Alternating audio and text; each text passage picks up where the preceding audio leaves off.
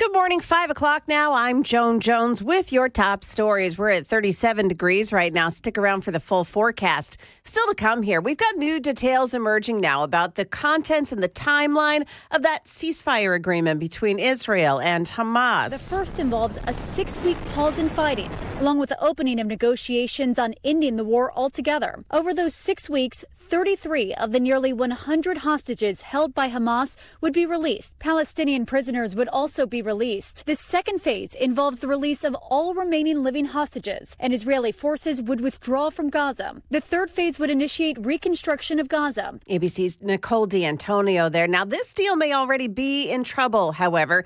Israeli Prime Minister Benjamin Netanyahu overnight accused Hamas of backing out of a portion of that agreement to, in his words, extort last-minute concessions. He now says his cabinet will not meet to approve that deal until Hamas backs down. When state lawmakers begin the special session called by the governor next week, they'll be taking up 3 issues: school vouchers, disaster relief for East Tennessee, and deciding how the state will help the Trump administration carry out its immigration policy. State Representative William Lamberth says Democrats are accusing Republicans of holding this special session to hold disaster relief money hostage. Not in any way, form, or fashion. These are 3 separate issues that we will be handling within a special session at the same time, but none of these 3 issues are linked to the other. Hurricane relief and disaster recovery is extremely important to Tennesseans, and it will not be linked to either the education issues that come through or immigration. Now, the session begins January 27th. Market numbers now brought to you by Beacon Capital Management, online at beaconcm.com. Here's Michelle Franzen. Stocks surged on Wall Street Wednesday, boosted by encouraging inflation news. Investors hoping that the uptick in prices could open the door for the Federal Reserve to cut interest rates later this year. The Dow was up 703 points. The S&P 500 rose 107 points, and the Nasdaq gained 467 points.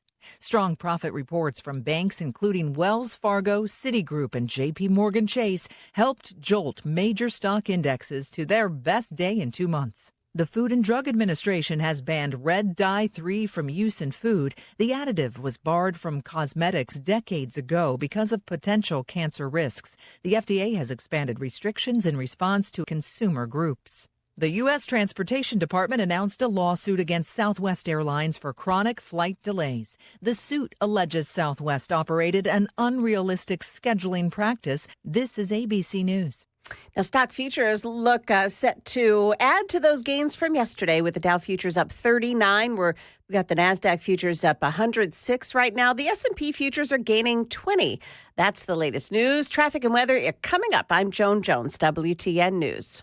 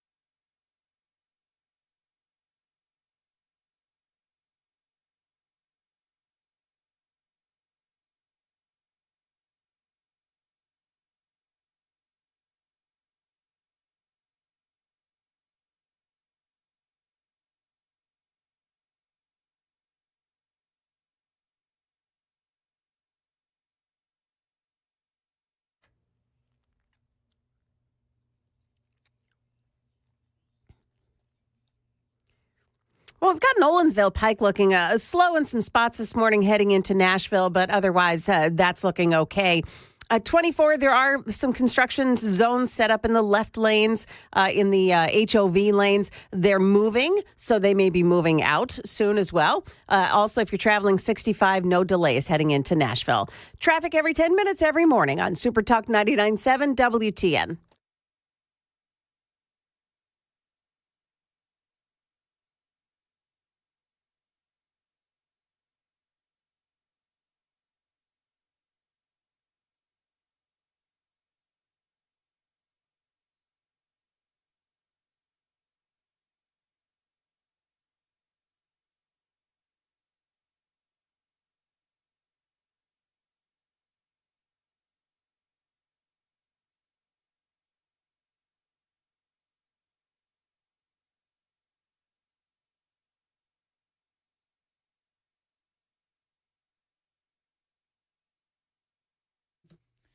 .506, Nashville's Morning News on Super Talk, 99.7 WTN. Good morning to you, friends. Welcome on into your Thursday, January 16th, along with Joan Jones, Jeff Malinoff, KGB producing this morning, and a lot of news to get to. You just heard Joan with the breaking news. Israel is delaying the cabinet vote on the ceasefire hostage deal, accusing Hamas of reneging on the deal. You know, it's kind of funny. When I heard this news after we got off the air yesterday, do you know, Joan, what the first thing that I said was? I said, you bet it's going to not make it to the end. I thought, I wonder how long this is going to last. And literally, it didn't even last 24 hours. There's always a hitch. And I thought that it was sad to watch all the people celebrating and all the families who are holding out hope that they're going to see their loved ones again. For all of this to happen all over again. It's just very sad. I think that Trump is going to make a point to make some phone calls. And I don't want to be that guy that's always saying, well, Trump will fix it, Trump will fix it. I believe that Trump will fix this. He's already promised to bash some heads together. He has. I mean, there's that audio. I don't have it on me right now because this isn't how I wanted to start the show. But, you know, Trump said that all hell will break loose if those hostages are not released by the time I get into office. Now, as you correctly reported, the hostages or their bodies will be released in a couple of different phases or stages.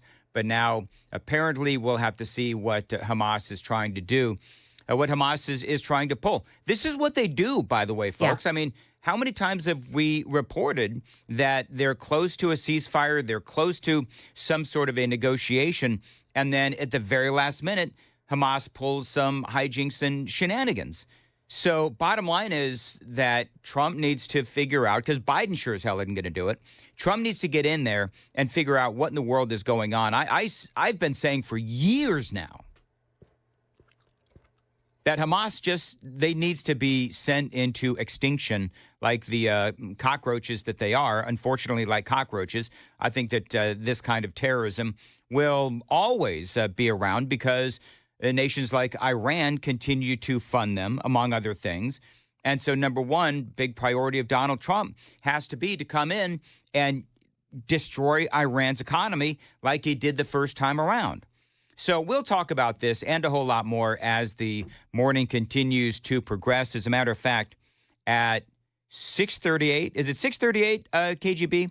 I've got someone from the Heritage Foundation on to talk about this and certainly this most recent development as well. It's 7:36, by the way. That's what I meant. 7:36 is when we have the person from the Heritage Foundation on to talk about all of this and so much more here on Super Talk 99.7.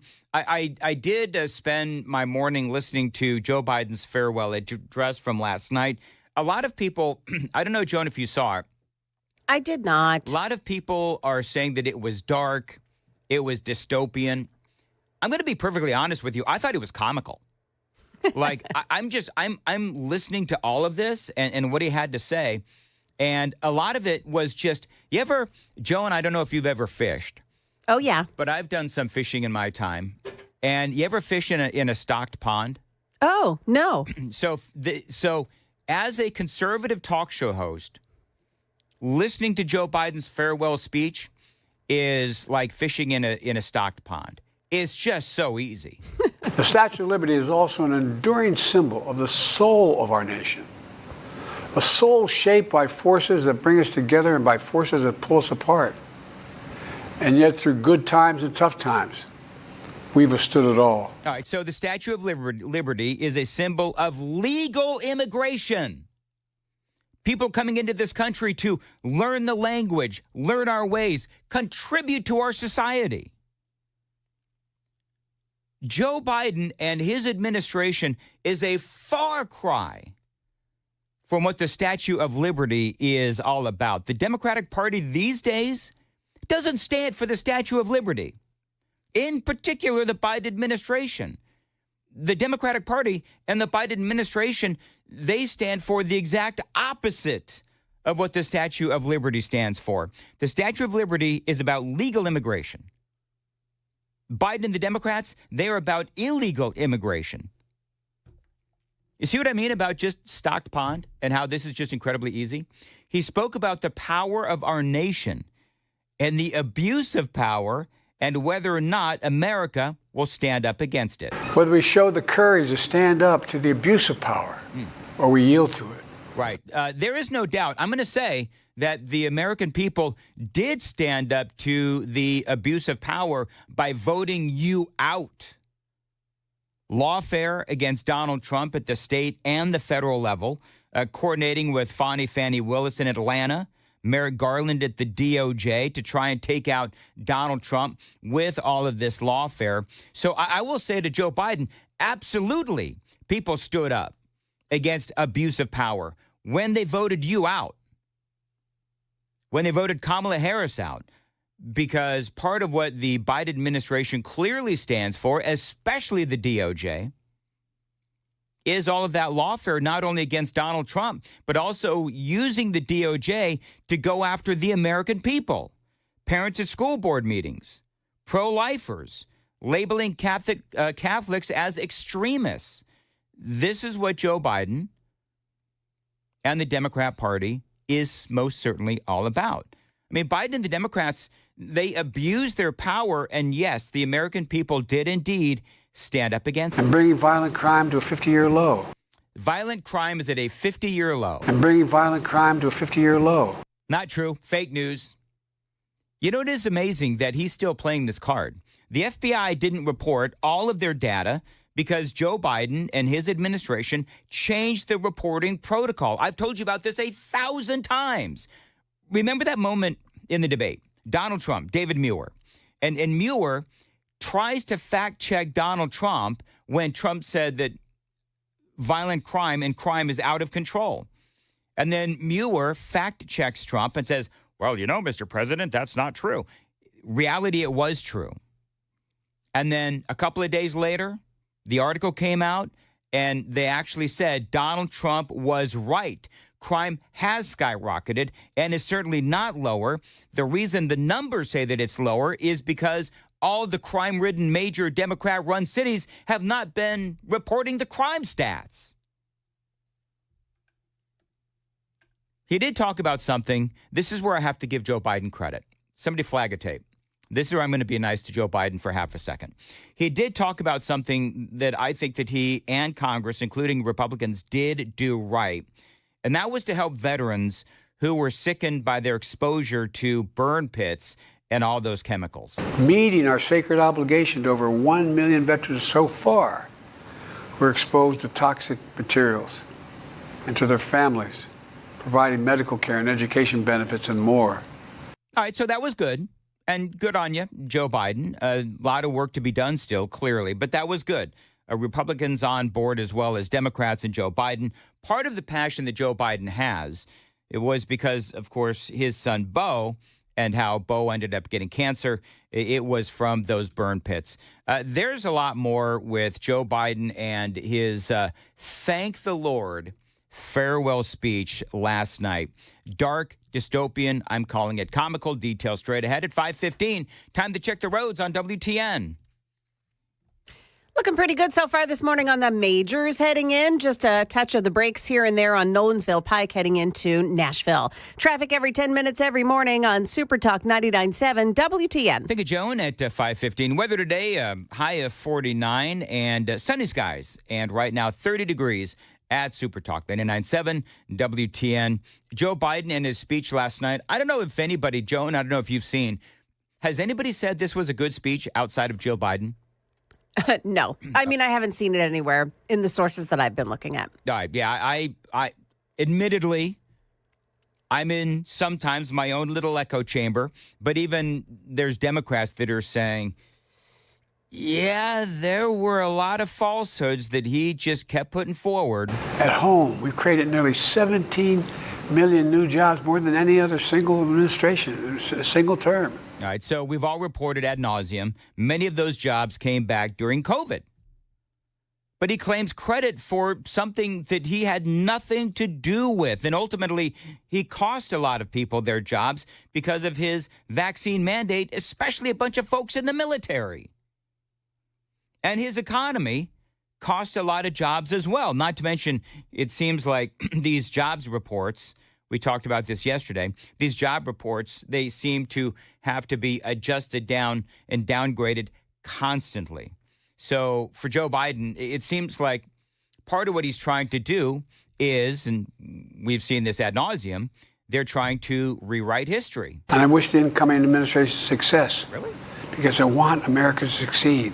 Here's what I don't get. This was the most baffling comment. I'm going to play it for you one more time. And I wish the incoming administration success. Because I want America to succeed. Literally, Donald Trump is the exact opposite of everything Joe Biden is. So Joe Biden says that I want the next administration to succeed. He is the antithesis of everything you stand for. So that's confusing. You and the Democrats and the media have spent all your time talking about how Donald Trump was going to give tax breaks to millionaires and billionaires and about how he was a threat to democracy and he was literally Hitler and the rest of all of that nonsense. But now Joe Biden says... And I wish the incoming administration success because I want America to succeed. Am I overplaying that hand? I don't understand that at all. I loved what Rush Limbaugh said about Barack Obama when he said, I hope he fails. Remember that? Because Barack Obama had terrible ideas for this country. So it's just, it's weird to me when Biden says that he hopes that Donald Trump succeeds because he wants what's best for this country. Now, in fairness to Biden, he is the guy that put on a Donald Trump hat at that union meeting. Remember all that? I think of all the comments, that was the most baffling. Today, an oligarchy is taking shape in America of extreme wealth, power, and influence that literally threatens our entire democracy, our basic rights and freedoms. What is? I don't even know what he meant by that. He's talking about Elon Musk. He's talking out of his ass. The American people voted in a free and fair election, and Donald Trump won. So Joe Biden is delusional. I'm equally concerned about the potential rise of a tech industrial complex that could pose real dangers for our country as well. Americans are being buried under an avalanche of misinformation and disinformation, enabling the abuse of power. I mean, this one baffling as well.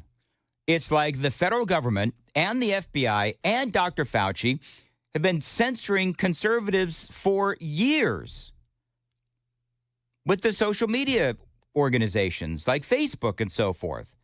And so saying that the American people have been buried under mis and disinformation, well, yeah, it's been peddled by you and your administration. I mean, good Lord, just this whole speech was just baffling. It was just, I'm wondering what people thought about the speech. I'm just wondering when he's going to end up in a wheelchair like Jimmy Carter was at the end of his life, just not moving anymore. Next week. Honestly, there's no reason to keep holding him up like, Weekend at Bernie's. No. anymore. No. He does have the sunglasses for Weekend at Bernie's, too, when you Yes, think he about does. Anyway, there's a few more sound bites, but I do want to know what people thought of his speech last night. If you didn't hear it, I'm playing you the relevant audio. There wasn't a whole heck of a lot that was relevant, but let me know on the super text line to 615-737-9986. Joan Jones has the news coming up at 5:30. Joan. Yeah, who's on the schedule today as confirmation hearings continue? Also, a Southwest Airlines pilot hauled off an airplane and arrested in Georgia. You probably know why, but we'll tell you about it anyway. Those stories at 5:30 on Super Talk 99.7 WTN.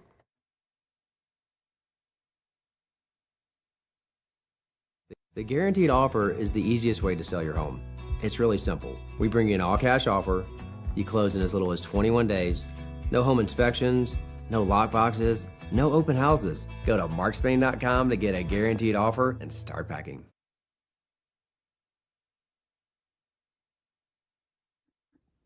Hey everybody, Dan Mandis from Nashville's Morning News. The Wall Street Journal reported a while ago that people are feeling stress, anxiety, and depression because of this election. If that's you, talk to my guy, Dr. Christopher Van Schenk. He is a psychiatrist out in Nolensville. Now, he can help you with not only depression, if you're feeling it because of politics or whatever, but he can also help you with alcoholism, drug abuse as well. Go to his website, nolensvillepsychiatry.com. He's got a long list of conditions that he can help you with, either in person or at telehealth. Bottom line is, he wants to make it as easy as possible for you to get the help that you need. He can help your kids as well. Check him out online. Again, nolensvillepsychiatry.com. The number's below. Thanks for listening, and good luck.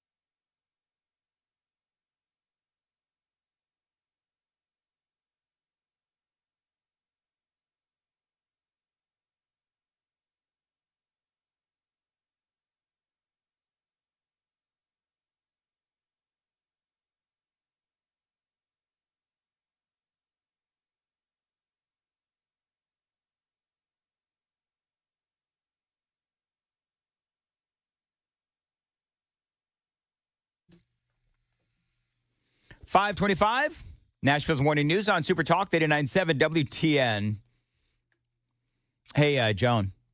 Yes. Did you see what happened to Adam? Don't say, but did you see what happened to Adam Schiff yesterday during the confirmation hearings? The Pam Bondi thing? No. It's something else. Something happened with Adam Schiff, and if you haven't seen it, we're going to talk about it at 5:35 on Nashville. You're going to make me wait? I'm going to make you wait. That's what we call a professional broadcaster tease. Is that what that is? Every once in a while, I break into professional broadcaster mode. Wow. It doesn't happen often, so appreciate it when it does. We didn't recognize it at first, all of us, the listeners. That's exactly right. Moving right along. Yeah. 525, Nashville's Morning News. So I'm going through some of the relevant audio from Joe Biden's. And by the way, I'm sparing you the longer form cuts because, to be honest, there was a lot of, rambling and babbling and stuttering and all that kind of stuff that Joe Biden does. So I think the longest cut I have maybe is 10 seconds. Because he didn't really say anything that was, number one, all that relevant. But number two, a lot of the stuff that he said was simply untrue.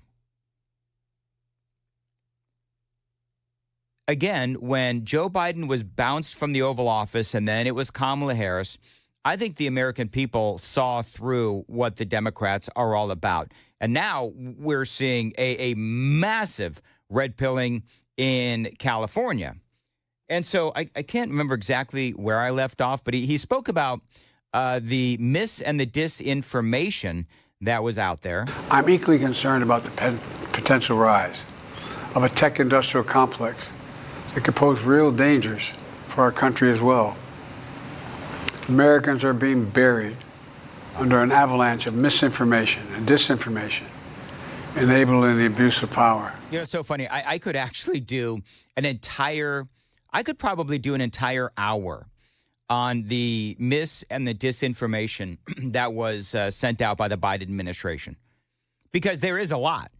And so when he talks about how Americans are being bombarded with it, well, yeah, because you're the one, and Cringe Jean-Pierre and Jen Psaki and the rest of the Democrats, they've been spreading it for years. Not to mention the censoring of Republicans and conservatives. So saying that Americans have been buried under all of this, well, yeah, you had the shovel. One of the biggest lies, of course, that everybody, if you're listening right now, you probably screaming at the radio about the lies. The center of that mis and disinformation was the assertion that Joe Biden was actually fit to run the country. If you want to talk about the biggest misinformation that has been out there peddled for the last 4 years, that was it. The free press is crumbling. Editors are disappearing. Social media is giving up on fact-checking. The truth is smothered by lies. The media has been lying about Biden for years, so this whole thing is really tone deaf. We need to get dark money. That's that hidden funding behind too many campaigns contributions. Wow. We need to get it out of our politics. Anybody know how much Joe Biden got in dark money in 2020? Anyone? $145 million in dark money, which was a record until Kamala Harris, and she got some $200 million in dark money. Now, some of that may have been Biden's money as well, but if you don't know what dark money is, or dark money donations, if you don't know what they are, that's basically anonymous donations from PACs and organizations, and they don't have to report where that money came from. So, and that's a whole different conversation. But the bottom line is, for Joe Biden, of all people, Joe Biden to complain about dark money when he received probably well over $145 million in 2020. And then again, Kamala Harris getting her $200 million in dark money. For the Democrats to complain about this when they're one of the parties is getting a lot of dark money, again, it's more gaslighting from the president, soon to be ex-president of the United States. 615-737-9986. Want to hear your thoughts on this. It's News Now, right here on WTN.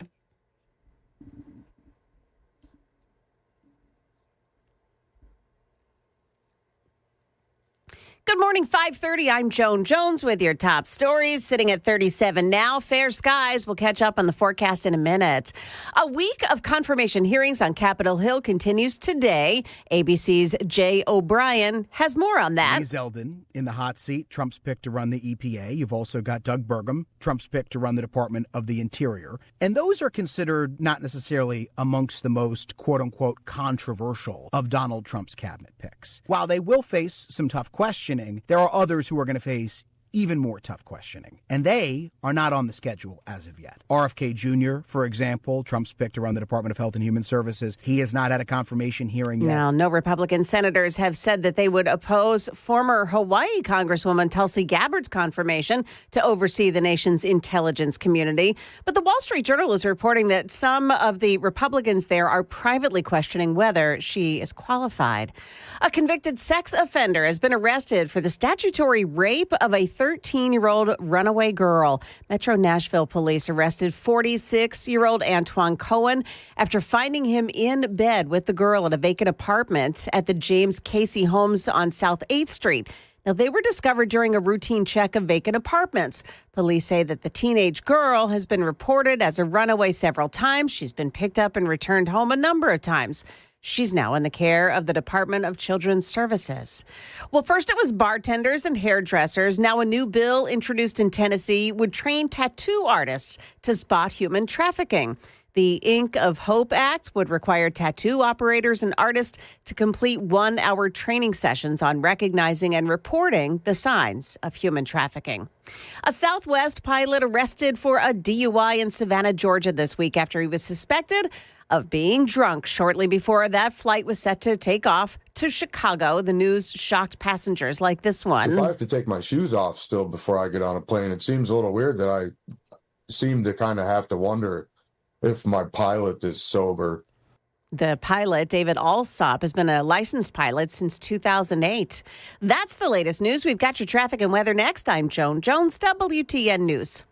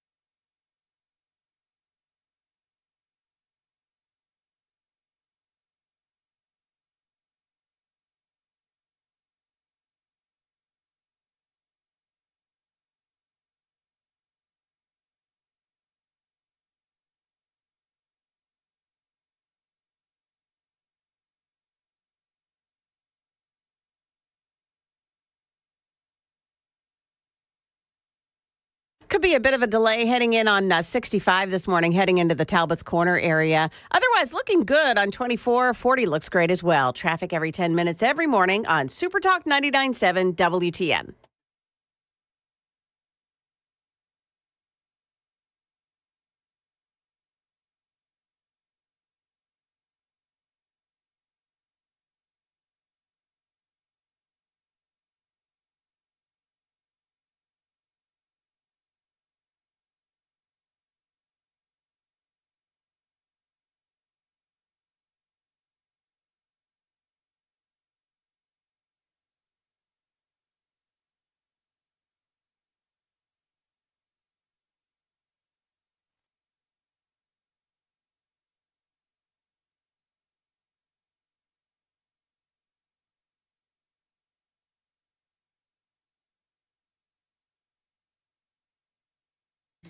.537, Nashville's Morning News on Super Talk 99.7 WTN. Good morning to you, friends. Hope you're doing well. Welcome on into your Thursday, January 16th, along with the KGB, Jeff Malinoff, Joan Jones. In the dust-encrusted news corner, I'm Dan. Hello. So apparently, not a lot of people, Joan, had a favorable opinion of the farewell address by Joe Biden. Yeah. Many people agreed with me that, my spot-on, very astute political analysis that Joe Biden talks out of his arse is one that many people agree with. Yeah. And it really wasn't, there wasn't a lot of substance there with the exception of, the clear lies. And I think the people are just over it. I think people are over Joe Biden. They're over the chaos. You know what's interesting? So they always said, and who was it? Nikki Haley. Remember when Nikki Haley, if you're watching on this on the cameras, I've got this look of like irritation and disgust on my face. Yeah. You couldn't even get her name out for a second. You're just like, Nikki Haley. Where she always spoke about the chaos of Donald Trump. And it was like, Chris would come in here and have to wipe my brain off of the wall because my head kept exploding. Because it's like, what in the world, Nikki Haley, do you call, the last several years with Joe Biden? And so, I don't know, for me, Joe Biden leaving the White House, I think do I believe that it'll be end of the chaos that we have seen here over the last 4 years? No, because what has happened in America is so disturbing and unfortunately so deeply embedded, thanks to Joe Biden, that the chaos is going to continue. But know that the purveyor of that chaos, Joe Biden, obviously he's going to be gone in, what does our countdown clock say? I'm glad you asked. 4 days, 5 hours, 20 minutes, and 45 seconds. Hey, Joan, did you hear what happened after the show yesterday? No. We're totally going to talk about this. Okay. Okay. We love our company, but sometimes they're a little annoying. So KGB works really hard on getting this countdown to Donald Trump clock put up on our page. Well, apparently the trademark attorneys here at the company somehow figured out that we were using a photo that quite possibly could get us in trouble. There's a photo of Donald Trump where he's out on some stage or something, wasn't it, KGB? Yeah, it was him dancing on stage at one of his rallies. So the worry was that the lawyers kill all the fun. Can we all just agree on that? Yeah. Oh, yeah. Always. So they also can make us a lot of money in certain cases. Anyway, or other people money. Yeah. Oh, that's so. true. Mm-hmm. But the lawyers said, no, you can't do that. That's a copyrighted photo. So Malinoff gets called into the office. Did you get hauled in again? How many times have you been hauled in now, Jeff? I think I'm on 17. Good Lord. Wow. The number of times I come in there, I'm almost old enough to vote. That's exactly right. And so he worked so hard on this thing, then he has to go and change it. But it's still up. So he changed it. He's got the official. I have the official portrait of the Donald Trump's 45th president portrait. Mm-hmm. I was trying to find the 47th, I have to do it in the public domain, obviously. Right. It's not available for the public domain yet because he's not officially the president of 47. What? I'm taking it down. All right, no more clock. that? No one can have fun. I'm sick of... I'm sorry. You guys hear that? That's Adam Schiff during the Senate confirmation hearings yesterday. My Nuh-uh. God. Did you see that he fell asleep? What? Adam Schiff fell asleep during the confirmation hearings. I'm looking this up right now. That's actual audio that was picked up from the microphone. You know what, Dan? I'm going to give you full credit for that transition. That's a professional transition, young man. That was an A+ transition. I don't give you A+ a lot. No. So that we was gotta work on that. that was pretty good. did. I'm going to give you credit. Yeah, his eyes are closed, and I guess my question is, how do you fall asleep? You know what I think it is? I don't know if he fell asleep before or after Pam Bondi, Yeah. but she kicked him. In the hiney. Oh, it was worse than the hiney. He got a couple of right kicks to the groin. I mean, that's how Pam Bondi made him look so incredibly foolish. By the way, I've got the audio coming up. I'm gonna Hold on. He's got his head so far down, he's like double chinning it. Yeah. Oh, That's yeah. the thing. He's clearly asleep. And here's the funny thing, right? So if you're sitting next to Adam Schiff, This is great. do you wake him up or do you like hit him in the thigh and go, dude, wake up? Or do you just let him sleep? See, if it's a Republican sitting next to him, you just let him sleep. This one X account that I follow called Breaking 911 called it Sleeper Cell. But by the way, I just have to notice the chat. We were talking like the lawyers and stuff, and Jason goes, "KGB will learn to hate lawyers after his second divorce." It only took one divorce for me. Yeah, and then someone on the YouTube chat said, "Marry a lawyer, then get divorced by her. See what happens." There you go. Yeah. Don't get me started. Anyway, so. He's not bitter. Yeah, totally. Oh, no, not at all. Listen, I'm not bitter. You know why? Because I am in a fantastic marriage now, and I hope to never have to encounter divorce lawyers again. I hope you don't either. Yeah. Mine or on the other side. Anyway, moving right along. So, how long was Adam Schiff asleep for? Like, I don't know. Did they wake him up? I've only seen the still photo. It looks like, I'm seeing the video. It looks like he sort of stirred after a couple of minutes. Yeah, it's a while. A couple of Yeah. minutes? It's Oh, my gosh. But Yeah. like you see him nodding off, and it feels like it's like you're waiting for it, and it just keeps going. It keeps going. I just want to like throw a book. You know, like teachers would throw a book at you or something if you're sleeping. I want to do that. Like, wake up. Wow. That's fascinating that he could do that. You had teachers throw books at you? No, I remember sleeping in my fourth grade class, and my teacher slammed. He had huge palms, but this dude was huge. He slammed his palms on my desk. He goes, "I hate to wake you up, Mr. Jeffrey." Nearly like he barely missed my head. All right, I got a better one for you. I fell asleep in woodshop class. How do you fall asleep in wood shop, for heaven's There's sakes? so much noise. I was. All right, so here. Where are we going with this? No. Wood shop, yes. But they also, when you take a test, there's written tests that we had to take as well. Okay. So I fell asleep because I hated wood shop class. And I've told this story before that it took me literally half a semester to square a board. My teacher, I remember him to this day, Mr. Arnibald, and I think, Joan, I think he was from like the East Coast because he spoke with like a New Jersey accent. Oh, yeah. He takes a saw. What? He took a saw and he stood behind me and Okay.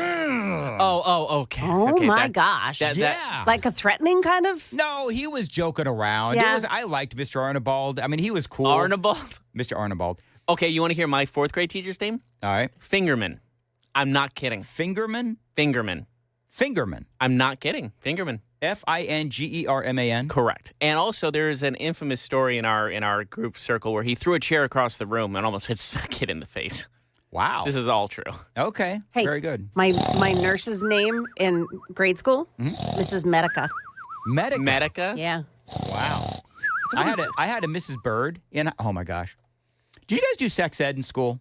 You did? Yeah, I had to get permission. I don't know if you need to get permission when now. I was a kid, I had to get permission, and so My friends and I just thought it would be like a goof. So we took sex ed. My sex ed class was taught by like a 90-year-old woman. Mine too. And do you know what her name was? Mrs. Bird. Okay, that's She literally that's looked like a perfect. parrot. She looked like Mitch McConnell, who also looks like a parrot. Imagine Mitch McConnell as a female. That's who taught me sex ed in school. Well, that'll teach you.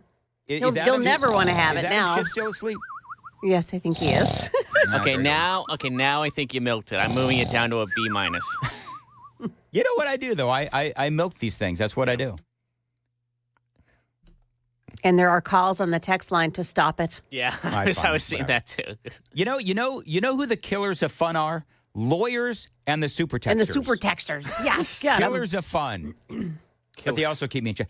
All right, so let's do some real analysis of the Pam Bondi confirmation hearing. So, and I've got all kinds of audio that I'm going to play for you in the next hour. But one of the things that folks are saying is that the first half was really contentious. And then, Joan, the second half, they all came back and it was like, tiptoeing through the daisies and the tulips. Everybody was nice. Yeah, I know. It was so weird. What changed everybody? Even Adam Schiff was nicer. Well, he had a nap. I didn't get it. He had a nap. Adam Schiff had a nap. That's what. Maybe that's what it was. I didn't understand what changed so much. They were coming at her with stuff, and I loved the way she gave it all back to them. But the second time around, something occurred that made them be nice. And I know what happened. what do you think happened? They realized that they were being owned by Pam Bondi. Yeah, the more they tried to get her, the more she made them look like idiots. Oh, she absolutely made them look like idiots. It was really bad. I mean, in a good kind of way. Also helps she's very attractive. What? Wait, you don't think she's attractive? I said it helps that she's attractive. No, but Dan. Yeah, I don't know why Dan didn't agree with me. Yeah. I was like, I'm right? She's attractive. You know, Jeff, I don't believe in bringing it down to the basis of analysis. God. You know, I appreciate Pam Bondi for her brains. I appreciate Pam Bondi for her conservatism. Do you have any sound She's effects for? Yeah, is this the most She's liberal? a very, Dan's she's a turning- very accomplished woman. Dan, this is a very liberal argument you're having, and Yeah. She's incredibly hot.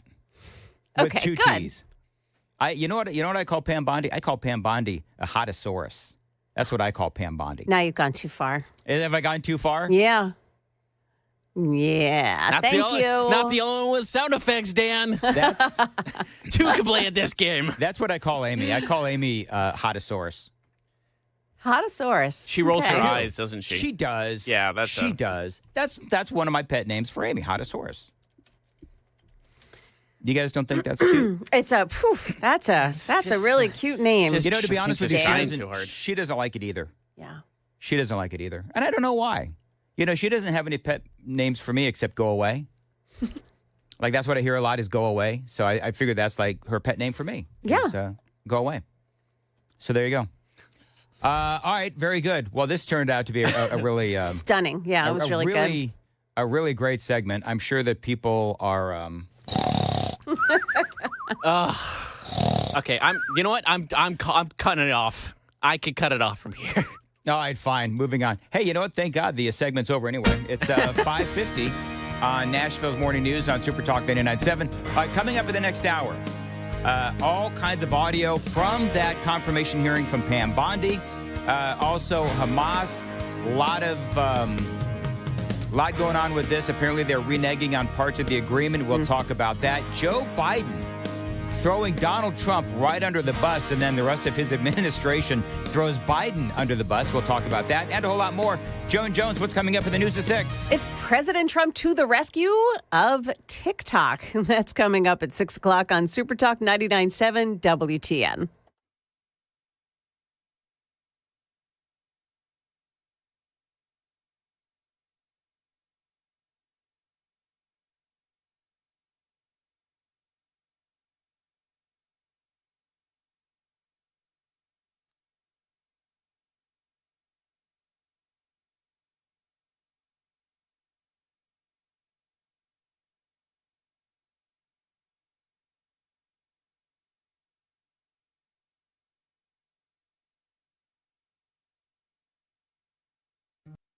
Hey, what's up, guys? It's Matt Murphy in the middle of downtown Franklin, Tennessee. We've talked so much about Savory Spice. I thought, why not show you the place? So let's go on in and see what's popping at Savory Spice. As I've always said, you will smell the spices even before you walk in. I can smell them right here in the doorway. Come on in and let's introduce you to the one and only Holly, who is the owner and proprietor of Savory Spice. Say hey, Holly. Hello, everyone. Now, enough about Holly. Let's talk about spicy and easy products like the incredible taco soup, which, as I said, you put this in a crock pot, you put all the ingredients that it tells you to buy right there, you put the spices in, and it's so easy. So if you don't know what you're doing around the kitchen, it's a perfect way to find your way around the kitchen, as is the Mediterranean dill risotto. Now, for the holidays, pumpkin pie spice. What doesn't it have, Holly? Pumpkin. It doesn't have any pumpkin in it. That's a fun fact for all of you kids out there. Now, if you stop by Savory Spice, either in the Franklin location or at L&L Market, you can get yourself a sample of the dill dip, which is my absolute favorite. Just tell them Matt Murphy sent you to Savory Spice with purchase now. So come by Franklin or L&L Market in Nashville and come see Holly and the entire crew at Savory Spice.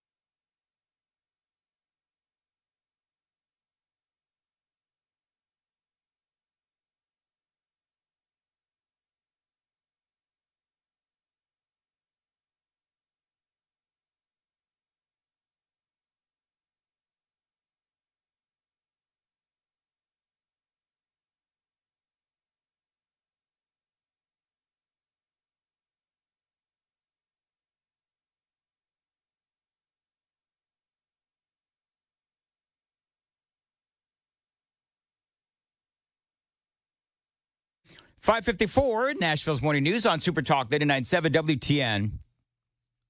You know, I'm curious about where the WTN audience is on TikTok and the banning of TikTok. Because there's a lot of people that are not in favor of banning TikTok. I guess Elon Musk is not going to buy TikTok. Apparently, they are going to shut down here in the next couple of days. Joan, what's the date? Do you know that they're going to stop? I'm using the term airing. That's not right. But when are they going to stop? I think it's the 19th, I believe. The 19th. How ticked off are the American people about the banning of TikTok? Oh, my gosh. I've seen video of some of the TikTok creators, you know, people who make money on TikTok and screaming into the screen. Just so mad that this is occurring. So, yes, they're also going and finding another app called Red Note. Yes. That is also a Chinese app.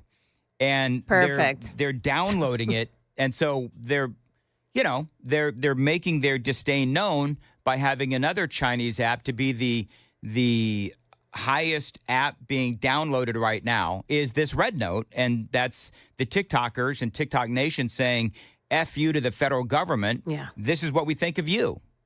We're all going to download en masse this Red Note app, which is also owned by the Chinese. I think that's great. And I don't know. To me, I think that banning TikTok is just dumb. Mark Green actually got mad at me one time because I asked him about it.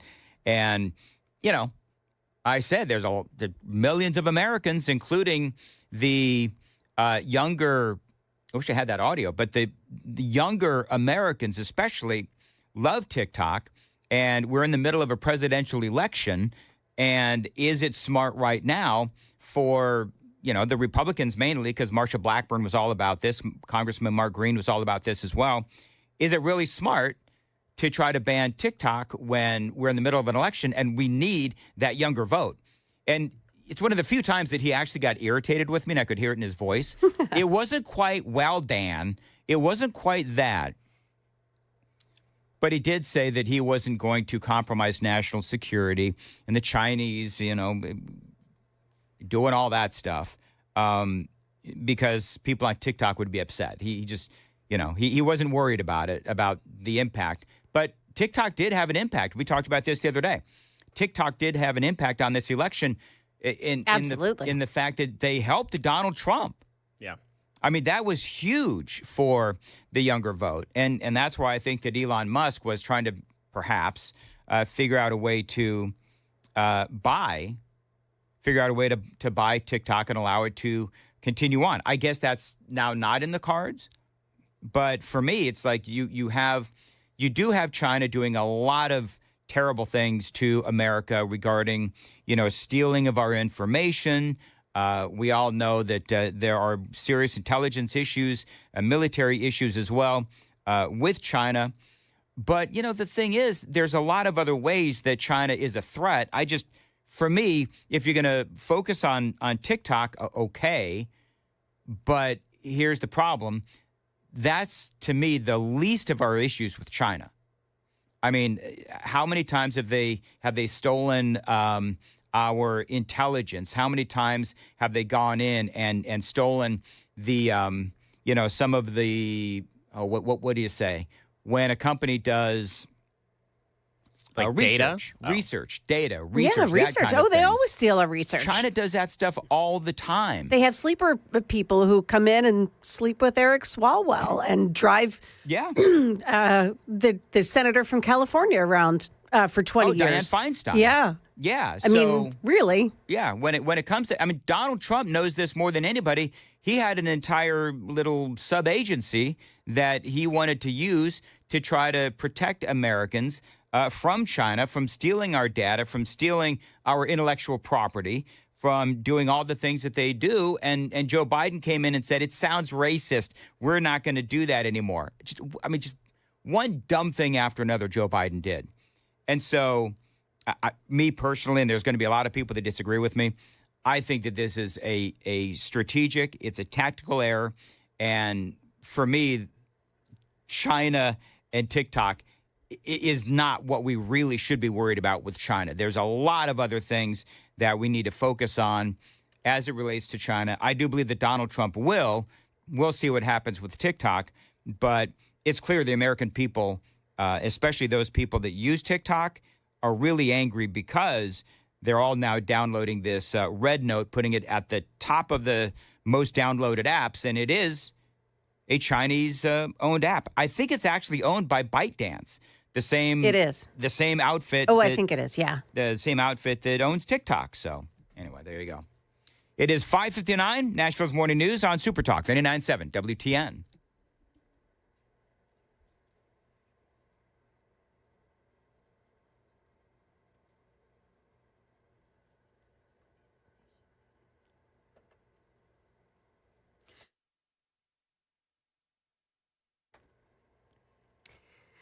Six o'clock now. I'm Joan Jones with your top stories. For the second night in a row, a shooting has taken place at a Nashville apartment complex. Last night, Metro Nashville police dispatched to Lebanon Pike for reports of a shooting. News 2 says one person was transported to Vanderbilt University Medical Center. No further information available. Meantime, Metro police are confirming that an apartment complex shooting on Tuesday night, where one man was killed, another injured, was drug-related. This shooting occurred in the parking lot at the 300 Hickory apartment complex. Police are still searching for suspects. Well, in his farewell address to the nation last night, President Biden took credit for the 6-week ceasefire agreement between Israel and Hamas, despite Donald Trump's involvement in it. The deal is too late for John Poland, whose son was killed by terrorists. The Biden administration absolutely gets an A for their effort. They have been pushing hard. They have been available to the families. But we cannot deny that it ultimately took the tough talk of President-elect Trump to get this over the finish line. And it will now be more up to President-elect Trump's team to ensure that the deal as signed gets implemented. He's speaking to ABC News there, but hopes for that deal may be fading. Israeli Prime Minister Benjamin Netanyahu this morning saying that Hamas has backed out of a portion of the deal in an effort to extract new concessions from Israel. Netanyahu actually saying he will not convene his cabinet to vote on the deal right away. We'll keep an eye on this through the course of the morning. Well, the Washington Post says that President Trump may come to the rescue of TikTok. There could be one last hope for TikTok fans. President-elect Trump, who takes office Monday, is reportedly considering an executive order that would give TikTok's owner up to 90 more days to find a buyer. The New York Times reports TikTok CEO plans to attend Trump's inauguration. Trump's nominee for Attorney General on Capitol Hill yesterday declined to say whether the Justice Department would enforce the ban. That's ABC's Rhiannon Alley reporting. Market numbers now brought to you by Beacon Capital Management, online at beaconcm.com. Here's Jim Ryan. Stock futures were higher overnight after the S&P turned in its best daily performance since November. The index added more than 1.8% on the day, while the Nasdaq soared almost 2.5% Wednesday. The Dow Jones soared 700 points to close at 43,221. You can credit a fairly tame inflation report for Wednesday's stock market rally. The year-over-year reading on consumer prices, excluding food and energy, was down from November. Jeff Bezos and company this morning have branched out from space tourism into the satellite cargo and astronaut transport business. It came with Blue Origin's launch of the massive new Glenn rocket from Florida's Space Coast just after 2 this morning. The Biden administration is suing Southwest Airlines over chronically delayed flights. The Transportation Department accuses the carrier of operating unrealistic schedules and disrupting passengers' travel. The lawsuit seeks civil penalties. Jim Ryan, ABC News. And stock futures are flat at this point. That's the latest news. We've got traffic and weather next. I'm Joan Jones, WTN News.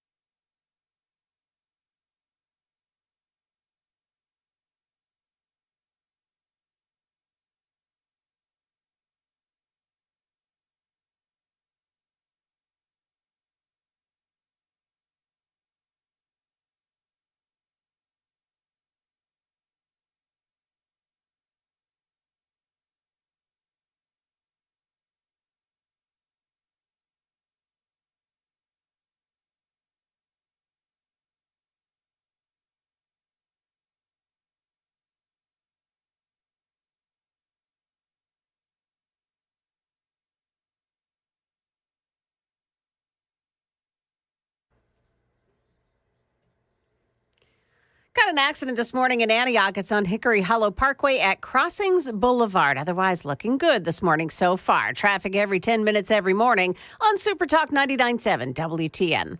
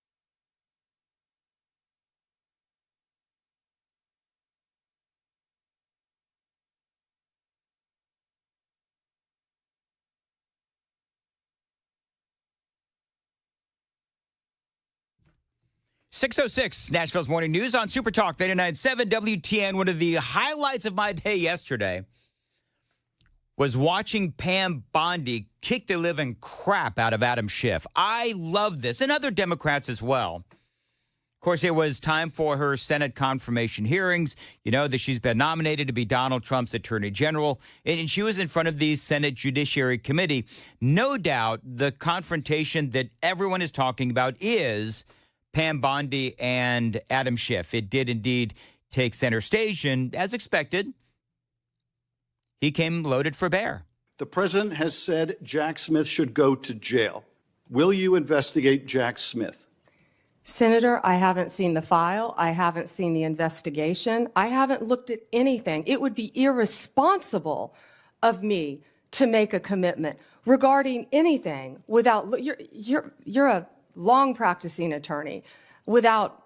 You know what's funny? When she said, you're up, I'm like in my living room saying, you're an 8. I thought she was going to like totally call him out. She wanted to. Oh, she you wanted could tell. to. You know what? Conservatives all across America were saying, say it, call him what he is. But she just said that he's an attorney. Regarding anything without, you're a long practicing attorney, without looking at a file. So you would need a factual predicate to open an investigation of Jack Smith, is that right? Not a summary by you sitting here. Yes, sir. And not a summary by the president either, right? Absolutely. You know what? I think righteous indignation looks really good on Pam Bondi. I do. Now, what Adam Schiff is trying to do for the next 7 minutes, by the way, is a couple of things. Number one, trying to get her to make commitments on several different issues, and she's not going to take the bait for obvious reasons. And by the way, Schiff knows exactly what he's doing. The Jack Smith investigation, the accusation being that Donald Trump moved the official presidential documents and tried to overthrow the election. Remember all that.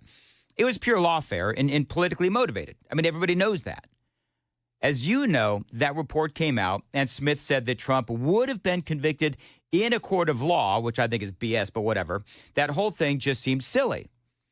And so you have people that are saying, including, by the way, yours truly, that Jack Smith should be investigated because it clearly was a biased prosecution.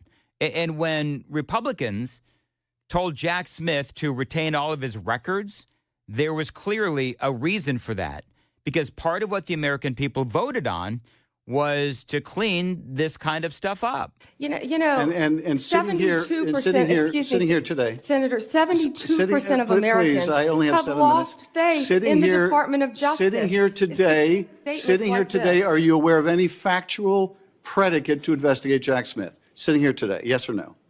Senator, I will look at the facts and the circumstances. You can't answer that question. Brought to me. You're not a part of the department yet. I mean, here's the deal. She hasn't seen the file. She hasn't seen all the stuff that Jack Smith did. She hasn't seen the behind-the-scenes investigation of everything that he did. All she knows is the public file.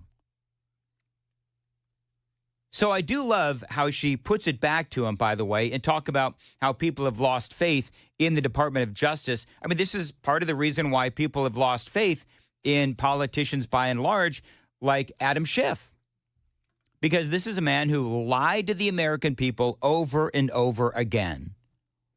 And so clearly part of what Schiff is trying to do is to, number one, get her to talk about and make commitments on hypotheticals, which she can't do. But he is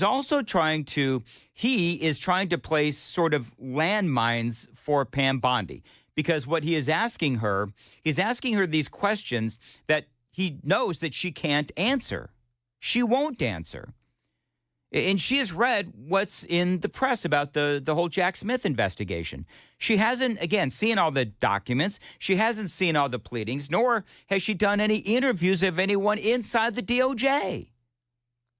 So the whole point of questioning is just meant to put forward this narrative that Donald Trump is going to go after his political enemies and Bondi won't stand up to the president-elect.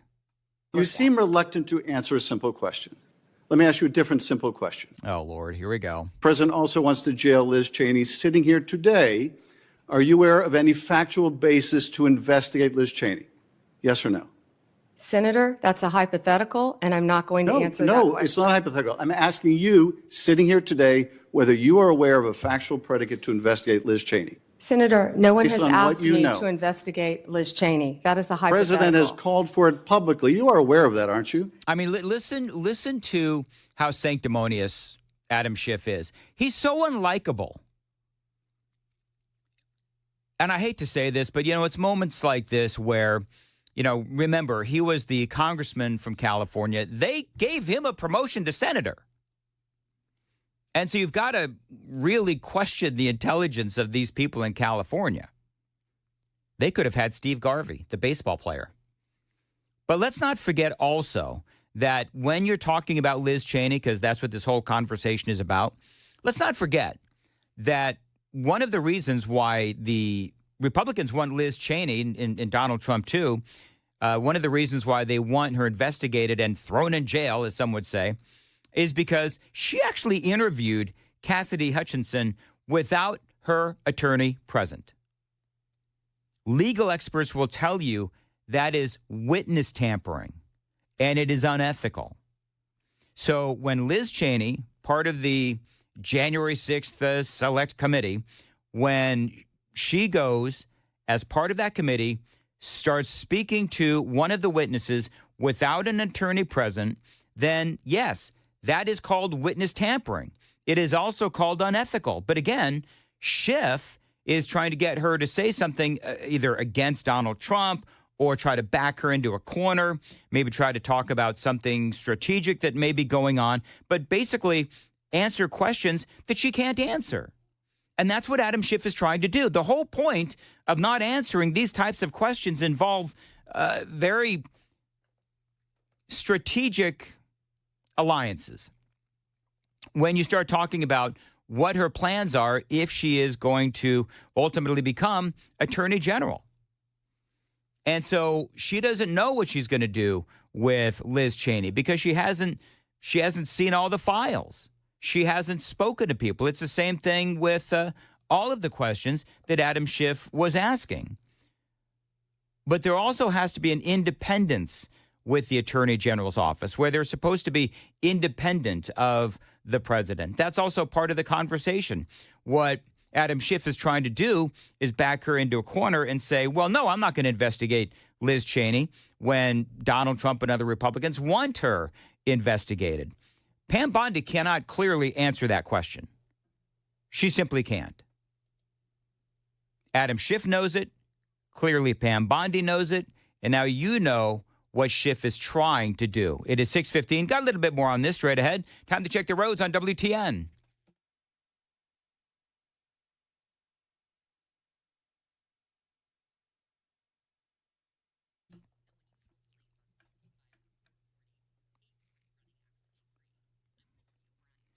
Very good. Today, weather, high of 49 and sunny. Right now, 31 degrees at Super Talk 99.7 WTN.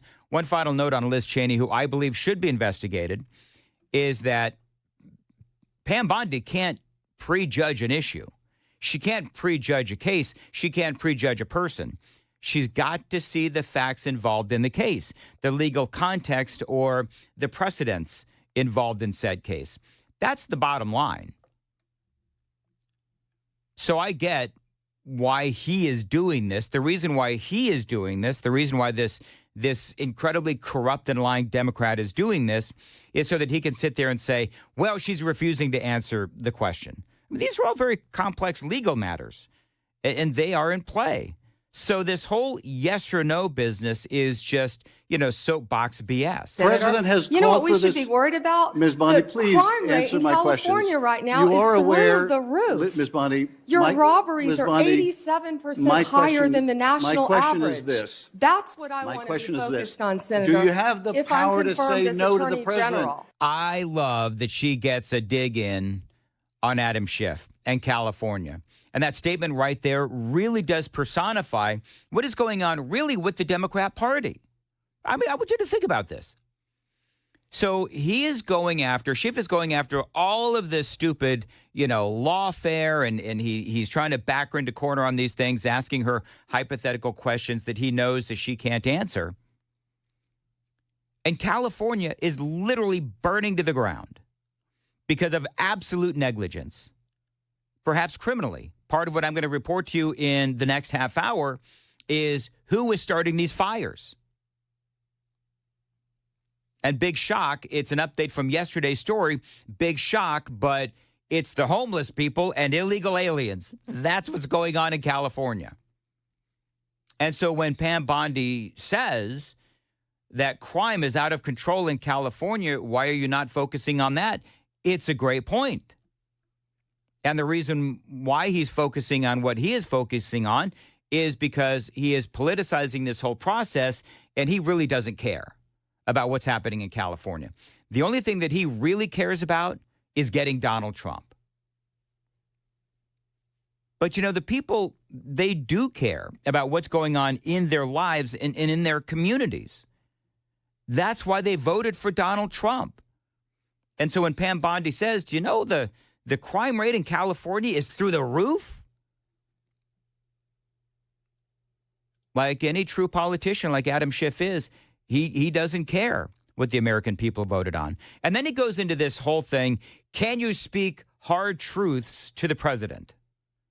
Yeah, here's what he said. So my questions now are, can you tell hard truths to the president? So let me start with an easy truth that you could speak to the president. Can you tell him that Donald Trump lost the 2020 election? Can you say that? Do you have the independence to say that? Do you have the gravitas, the stature, the intestinal fortitude to say, Donald Trump, you lost the 2020 election? Can you tell us that here today? Senator, what I can tell you is I will never play politics. You're trying to engage me in a gotcha. Yep. I won't I'm just do it. asking you a simple I question. won't play If you can politics speak truth with any ongoing to power. investigation. So let me ask you another. Like you did let me- leaking your let me ask colleague you Devin Nunes's memo. I love it. The last part where she goes after him for leaking classified information, that was when he was on the House Intelligence Committee. Remember that whole thing? And the accusation is that he kept leaking information, and specifically information meant to contradict that memo written by Devin Nunes on Trump's innocence when it came to the FBI lying when they got FISA warrants on Carter Page. Remember that whole thing? And so part of what Pam Bondi is doing, and I love it, is that she is getting her shots in. And I think that tells you that she, number one, is strong enough to stand up to an idiot like Adam Schiff. And number two, she's really smart. And you know what Adam Schiff didn't talk about at all in his questioning? Her incredible accomplishments. So coming up, we're going to talk about Pam Bondi's incredible accomplishments and what she said about the J6ers. All of that and a whole lot more straight ahead. It is 6:20 on Nashville's Morning News on Super Talk 99.7. WTN, by the way, if you want to chime in on this, you can. 615-737-9986. Dan Mandis here. You know that January can be a great time to clean, to purge, and to become healthier. Now, my friends at Zero Res can help you do just that. They offer you a healthier way to clean your home. And using Zero Res means that they can use cleaning agents that leave your carpet cleaner and healthier than those other carpet cleaning companies. Now, Zero Res is going to clean and sanitize your surfaces without the use of detergents nor harsh chemicals. I love that. No harsh chemicals, which means that, yes, your carpet is going to stay cleaner longer, unlike those other carpet cleaning companies. I've been a customer of Zero Res literally for years. And right now, they've got a great deal going on just for you, just for listeners to my show. You mentioned my name, 3 rooms of carpets cleaned for just $99. That's right, 3 rooms of carpets cleaned, $99. You can also celebrate the new year with 25% off of upholstery cleaning. So be healthy and stay healthy in 2025 with Zero Res. Restrictions may apply. 615-535-9376. 615-535-9376. You can always book online, ZeroResNashville.com. 621. And Joni, I almost called you Pam Bondi. Joe Well, Jones. that would be okay.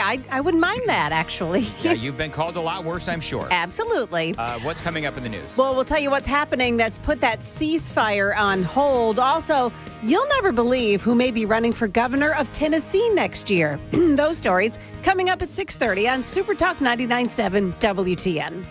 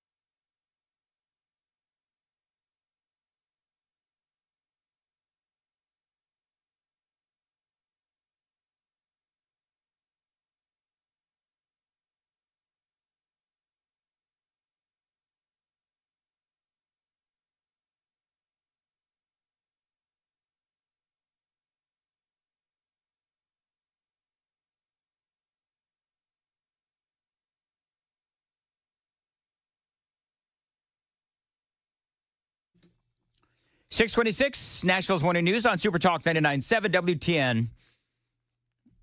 By the way, coming up at 6:36, I'm going to do a bit of an update on the fires in California. You know who was on Fox News? Bruce Jenner. Caitlyn Jenner. And the question was posed, do you think this will help California turn red? And the answer might surprise you. There's a lot going on with the California fire politically. We're going to talk about that and a whole lot more here on Super Talk 99.7 WTN. Going over the relevant audio, Pam Bondi, Trump's nomination for Attorney General, and she was in the midst of her Senate confirmation hearing yesterday, and really, in my opinion, kicked the crap out of Adam Schiff. This is, and people are saying that this is the quote, a masterclass. Pam Bondi, it was a masterclass in how to treat a moron like Adam Schiff. And he asked her about the J6ers. Senator, I have not looked at any of those files. If confirmed, I will look at the files And for will the you be able to pardons, as well will as you the be able to ongoing review investigation. hundreds of cases on day one? I will look at every file I am asked Of course you to won't. look So at. will you advise the Hey, president? can I will answer you- the question? Well, my question I would is- have plenty of staff. You said, of course you want. You'll be able to review Listen, I'm hundreds not of going to cases on the first mislead day? this body nor you. All right, let me ask another question. You don't want to answer that. Let me ask You another were question. censured by It will Congress, also- Senator, for it will comments just also- like this that it are will so reckless. Oh, I love that. She calls him out.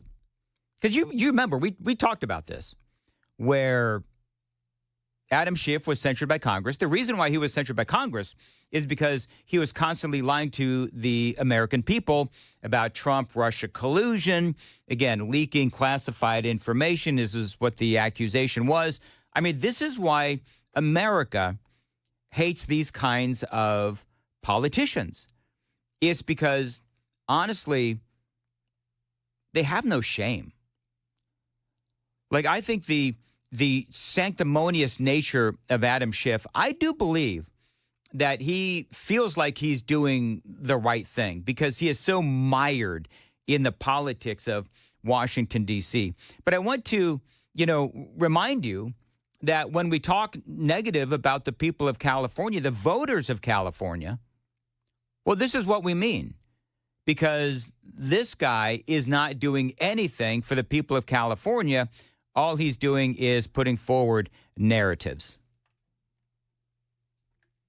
that don't help the people of California, don't help the people of America either. And that is why people are so incredibly irritated with Washington, D.C., and quite frankly, the Democrats. So I do love how Bondi called out Adam Schiff for being a liar. Coming up next, in addition to an update on the fires and how Elon Musk is involved in all this, I will play you one final Pam Bondi cut. I believe it was her finest moment, and that is coming up next on Nashville's Morning News on Super Talk 99.7 WTN.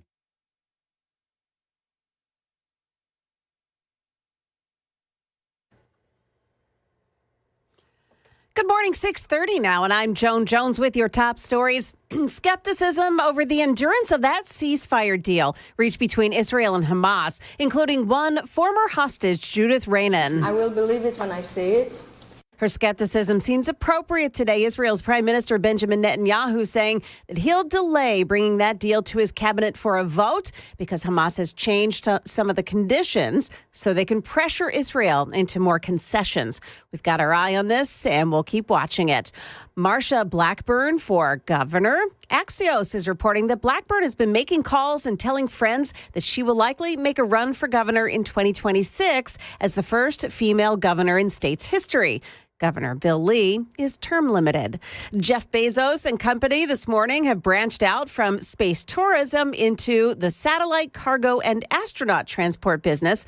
ABC's Jim Ryan says it came with the launch of a massive rocket from Florida's Space Coast. The launch of New Glenn was scrubbed twice this week and nearly didn't happen this morning. There is a boat that is downrange where we don't want it to be. Blue Origin's Ariane Cornell, once the boat cleared the area. Our key objective today is to reach orbit safely. Blue Origin attempted a SpaceX-style landing of its reusable first-stage rocket. That didn't work, but the main vehicle made it to orbit. Jim Ryan, ABC News. That's the latest news. We've got traffic and weather up ahead. I'm Joan Jones, WTN News. Thank you, Joan. 6:31 on Nashville's Morning News. Dan Mandis here for USS United Structural Systems. So it snowed a few days ago. It's a lot of snow, at least for Tennessee. And when that snow melts, you need to make sure that it simply does not end up in your home. That's where waterproofing comes in. And if you do see moisture in your home, that means that you've got to call my friends at USS, because you could have cracks in your foundation. If you've got water in your basement, that is exactly what that means. You need to call my friends at USS United Structural Systems, because, you know, the tiniest of cracks in your basement with a snow like we had, that water could end up in your home and cause all kinds of issues. Maybe your pipes might burst. What if that water remains unseen? It can turn into even bigger problems like mold and wood rot and the need for structural repair. So you want to stay ahead of water damage. You want to call my friends at USS United Structural Systems. They've got over 30 years of experience in basement and crawl space waterproofing, basement wall stabilization, and foundation repair. They've got over 30,000 satisfied customers, including me. I've been a customer of USS for years, and that's why I proudly endorse them. 615-488-7855 is the phone number. 615-488-7855. They are simply here to help. We guarantee our best. Call USS, USSTN.com.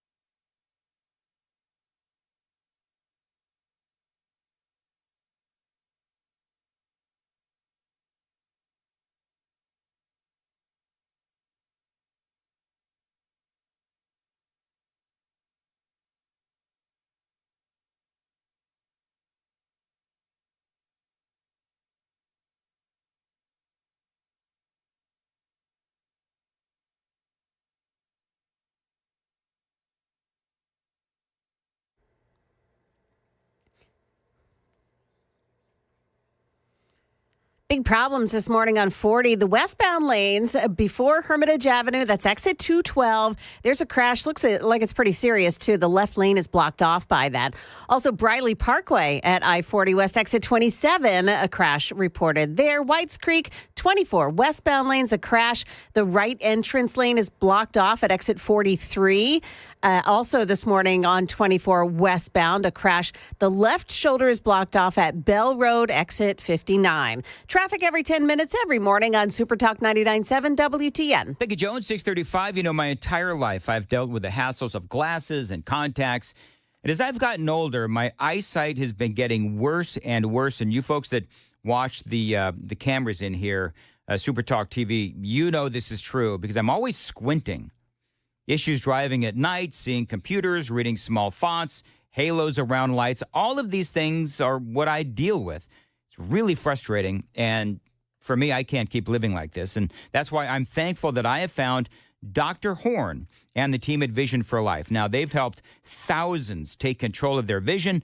I am now excited. I'm going to be one of them. I went to go see them yesterday. I've been talking to them the last few days. And after discussing lens replacement with Dr. Horn and how the procedure can correct both near and far vision while eliminating cataracts for good, I knew that I had to take the leap. Now, stay tuned because I'm going to be sharing my journey with you every step of the way.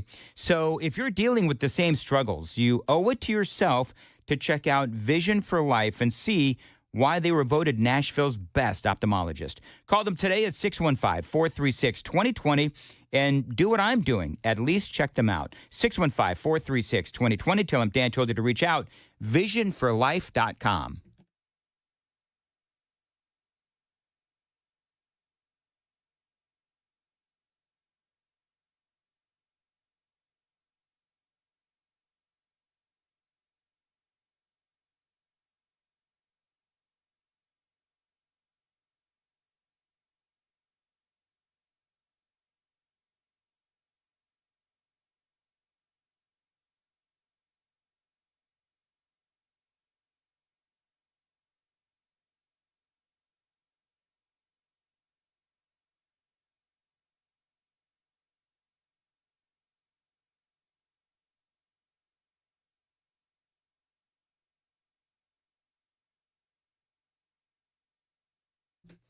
637, Nashville's Morning News on Super Talk 99.7 WTN. Good morning to you, friends. Welcome on into your Thursday, January 16th.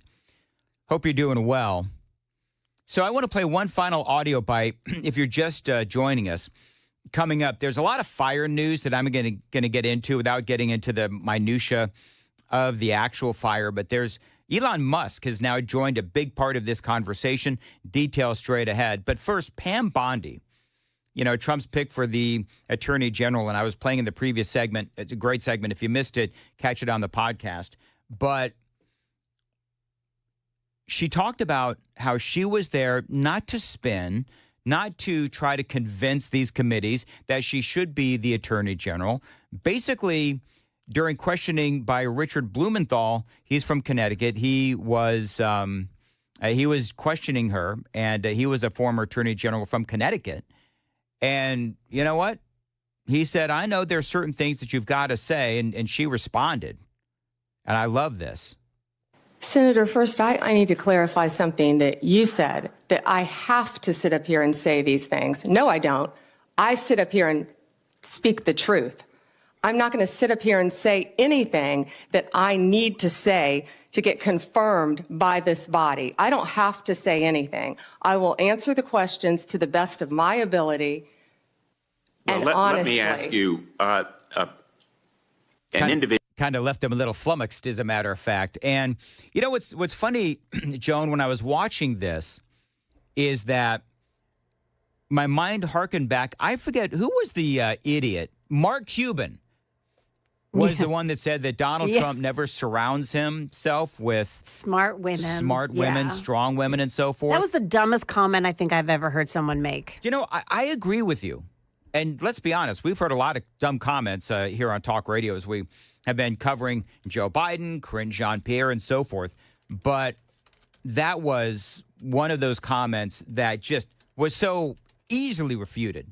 By the way, more than 100 former Justice Department officials in both parties have now urged the Senate to confirm Pam Bondi as Attorney General.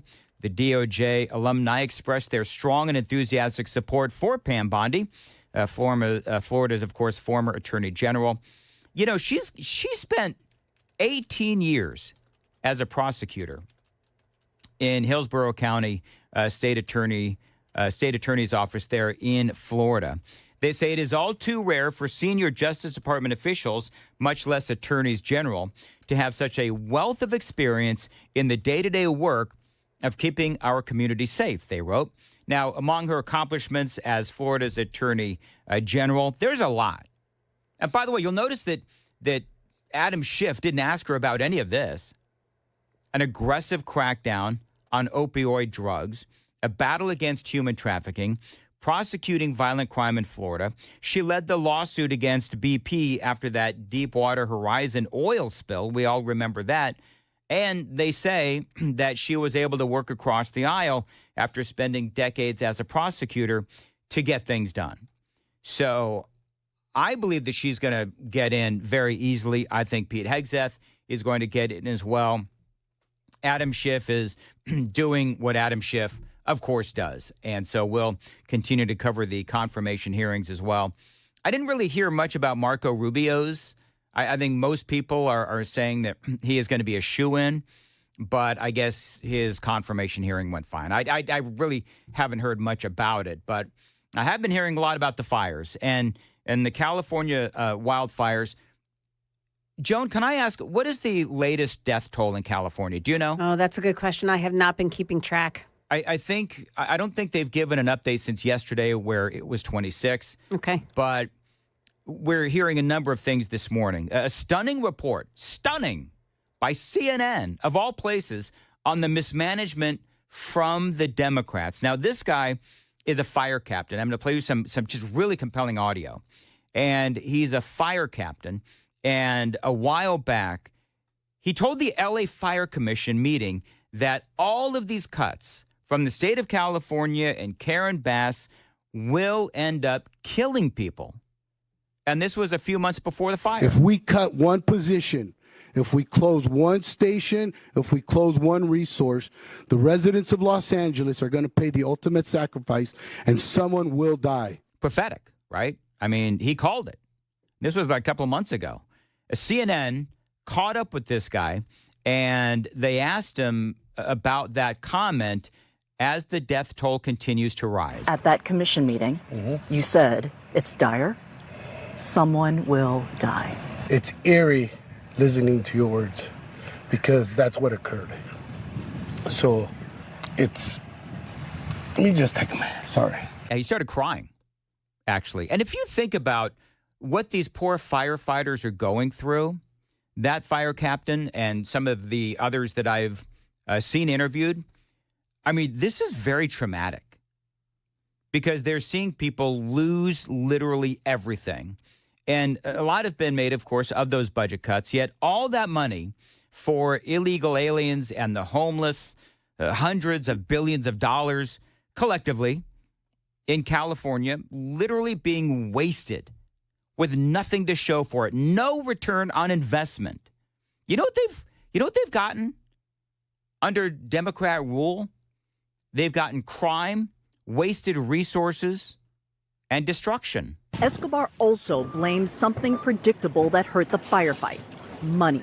This is a woefully understaffed fire department. We either going to have a fire department that's going to reflect 2025, or we're going to have a fire department that's going to reflect the 1960s. A CNN analysis shows out of the 10 biggest cities in the nation, Los Angeles ranks 9th when it comes to the number of firefighters per resident. And it shows millions of dollars in rescue equipment is just sitting in a lot, unused, because the fire department can't afford to hire the mechanics to repair it. That is incredible. Now, as this report is going, they cut to a shot of all of these fire trucks and paramedic trucks and all these things, and they can't use them. Now, I don't even know, how much do mechanics make that fix, the engines in a fire engine and all that? They can't afford the mechanics. And here's the thing. You have some people that are saying, well, the fires, they started this way, they started that way, they didn't start this way. The water was in the reservoirs. Actually, they weren't in the reservoirs. The bottom line is, no matter how you slice it, no matter how you look at it, the devastation of these fires could have been prevented with proper funding, having the right amount of firefighters, having mechanics to fix the fire engines, and so forth. The number of personnel are half the size of what they should be. There is so much in this 5-minute report, as CNN looks back on this particular LA Fire Commission meeting, that shows that everybody knew the dangers, yet no one did anything. It is 6:45 on Nashville's Morning News. Time to check the roads on WTN.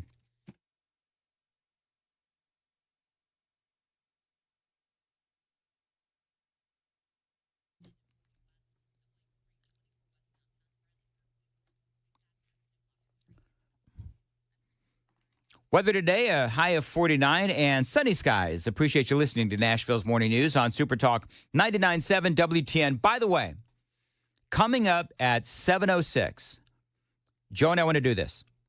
Okay. I'm going to do a flash Nashville's Morning News poll. Ooh. Marsha Blackburn, Yeah. thumbs up, thumbs down for governor of Tennessee. Yeah, what do you think about that? You won't tell me. This is the professional tease thing again. I got it. This is that whole professional tease thing. I'm going to be honest with you. I think we could do a lot worse than Marsha Blackburn. Mm-hmm. I'm going to be honest. I haven't really formed an opinion yet. I haven't. I think she'd be fine. I like Glenn Jacobs. I really like Glenn Jacobs. I really like Tim Burchett. He is phenomenal. He's, of course, from the House of Representatives. Mm-hmm. Marsha Blackburn, of course, in the Senate. So the flash poll is going to be, and we're going to do it at 7:06, where does WTN Nation, where do they fall on this? You like Marsha Blackburn? Do you like somebody else? Now, here's what I don't want to do.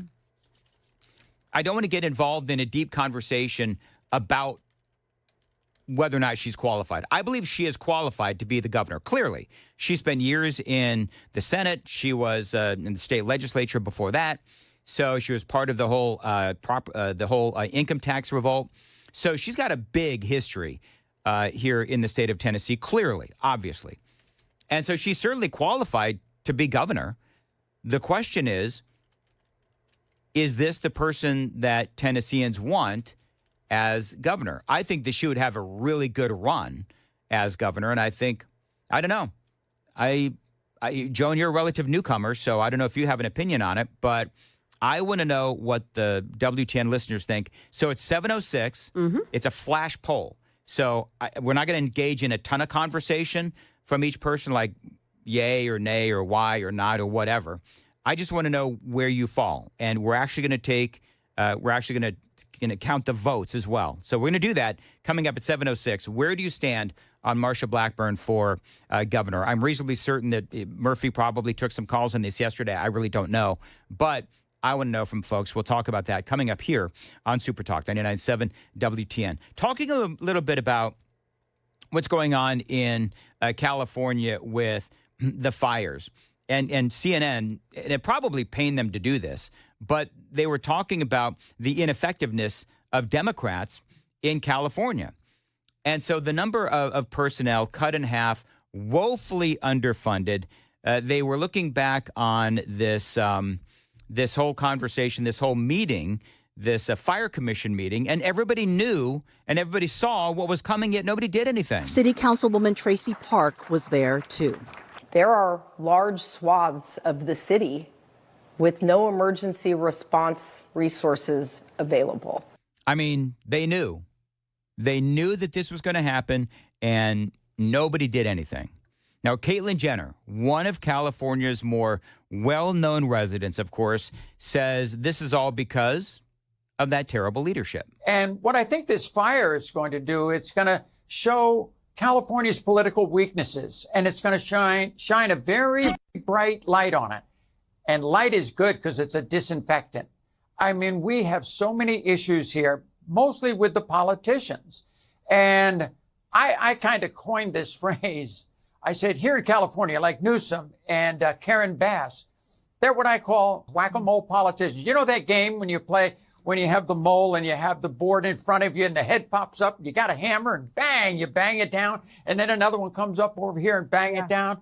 That's what they do. Soon as the problems comes up, then they try to do what they can do to fix it instead of being on the offensive. Now, will this lead to California turning red? Caitlyn Jenner was asked that question. Also, the battle over Starlink systems. All of that coming up before Jones newscast at 7 o'clock right here on WTN. Dan Mandis here. You know, I always recommend Mark Spain Real Estate here in Nashville because I trust that they'll sell your home hassle-free with a strong all-cash offer. That's right. You know, they've been helping homeowners sell their homes for nearly 30 years, and they've served over 58,000 families. And with all of those clients, Mark Spain Real Estate is the #1 most reviewed real estate company in America. They've got over 12,500 five-star reviews. Now, you can trust my friends at Mark Spain Real Estate to sell your home fast and for maximum profit and, yes, the least amount of hassle as well. That is their guaranteed offer. There's a reason they've had so much success. It is that guaranteed offer.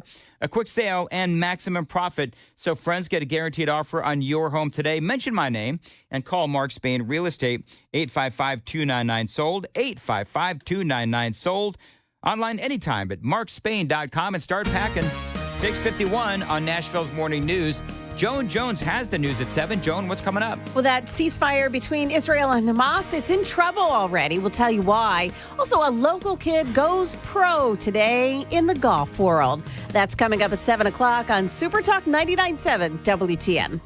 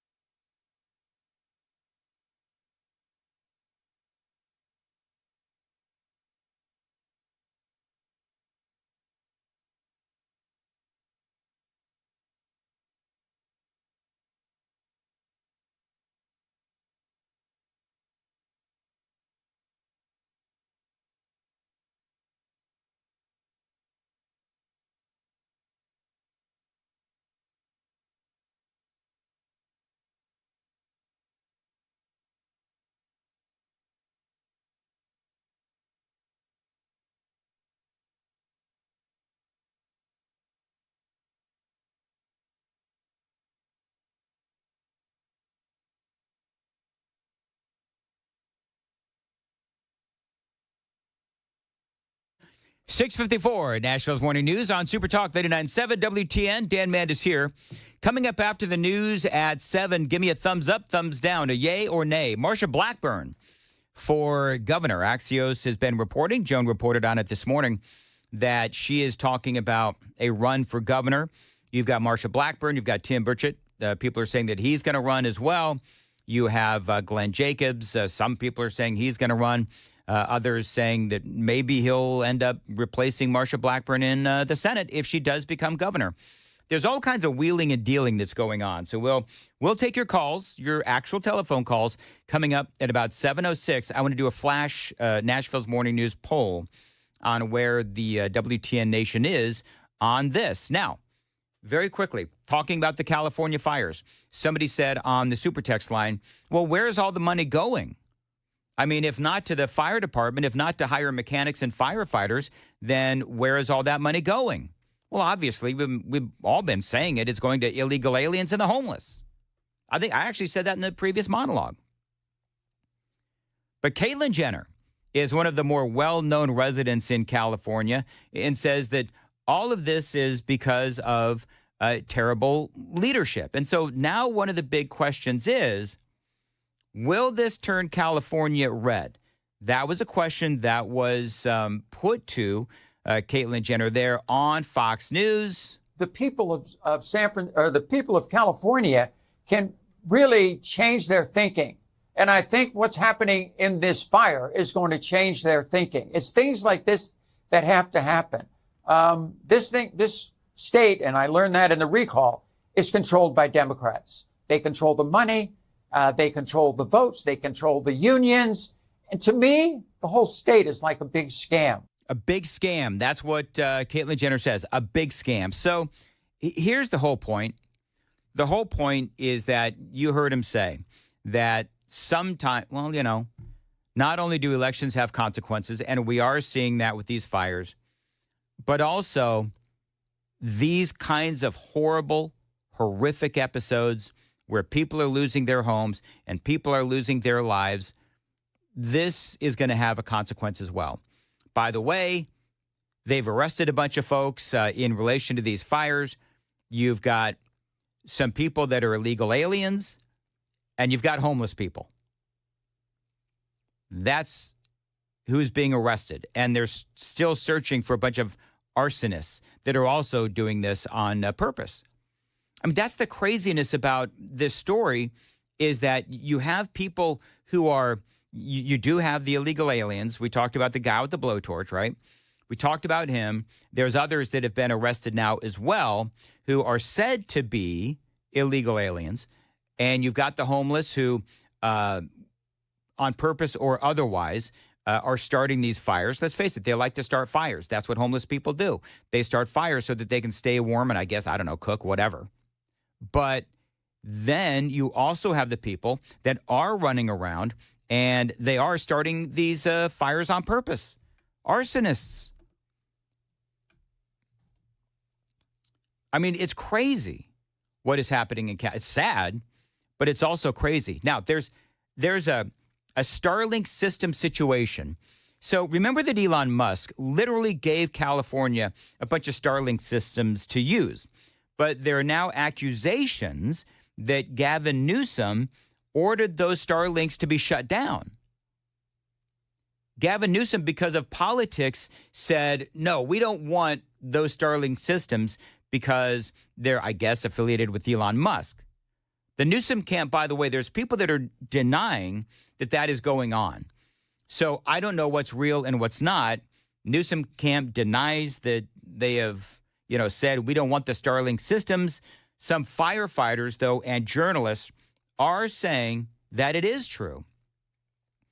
And one last thing, Joan, when you were a traffic reporter, back when, yes, have you ever heard of a CAD system?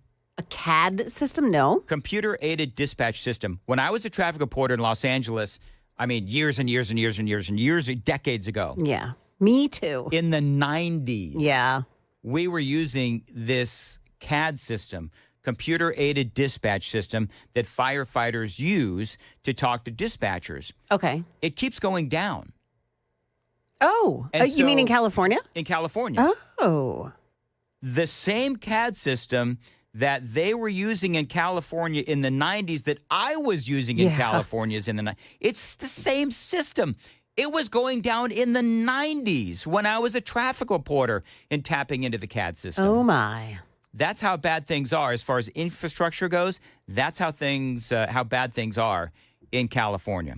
Got a lot more straight ahead. It's Nashville's Morning News on Super Talk 99.7 WTN.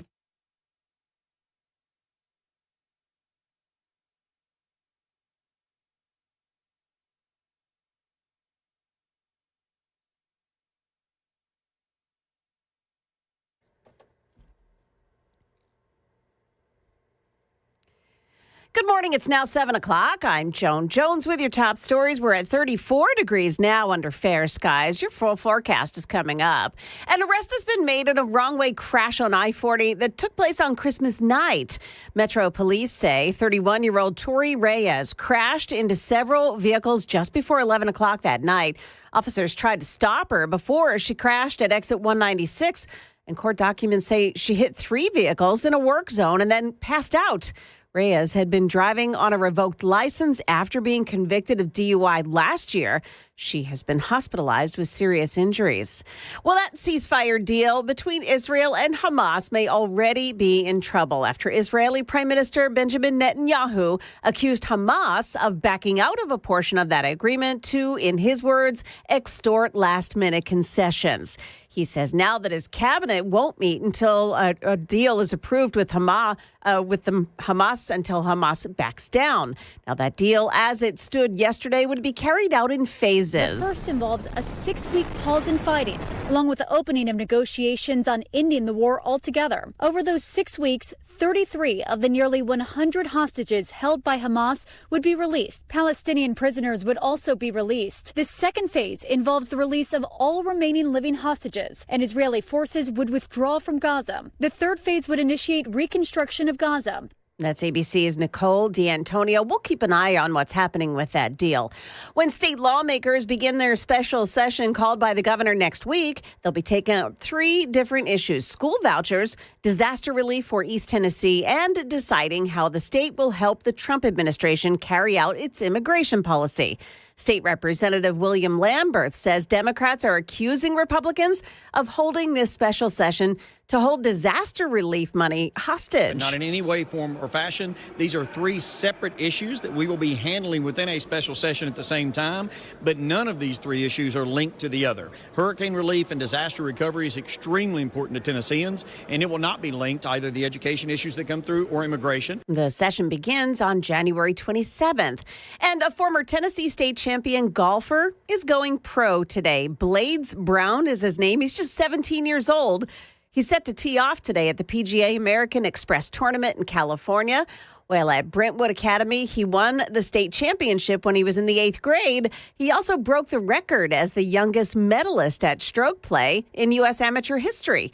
Blades Brown bypassed college to chase his golf dream. He tees off this afternoon. That is the latest news. We've got traffic and weather next. I'm Joan Jones, WTN News.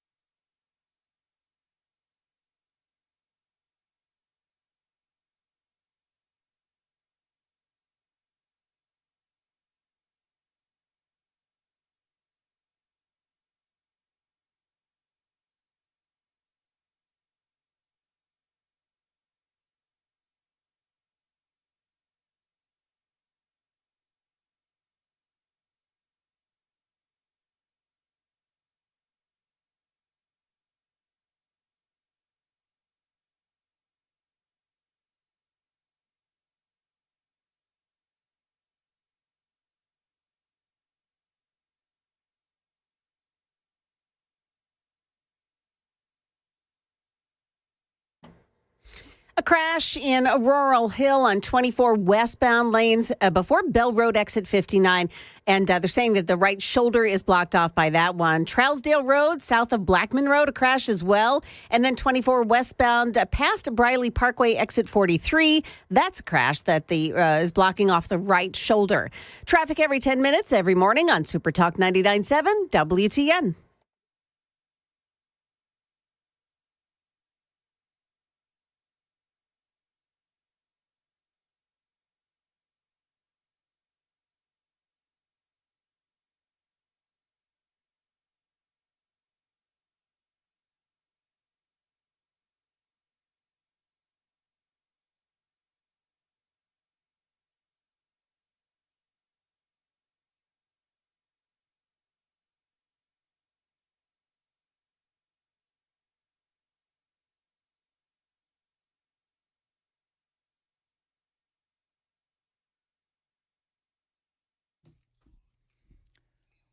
.706 Nashville's Morning News on Super Talk 99.7 WTN.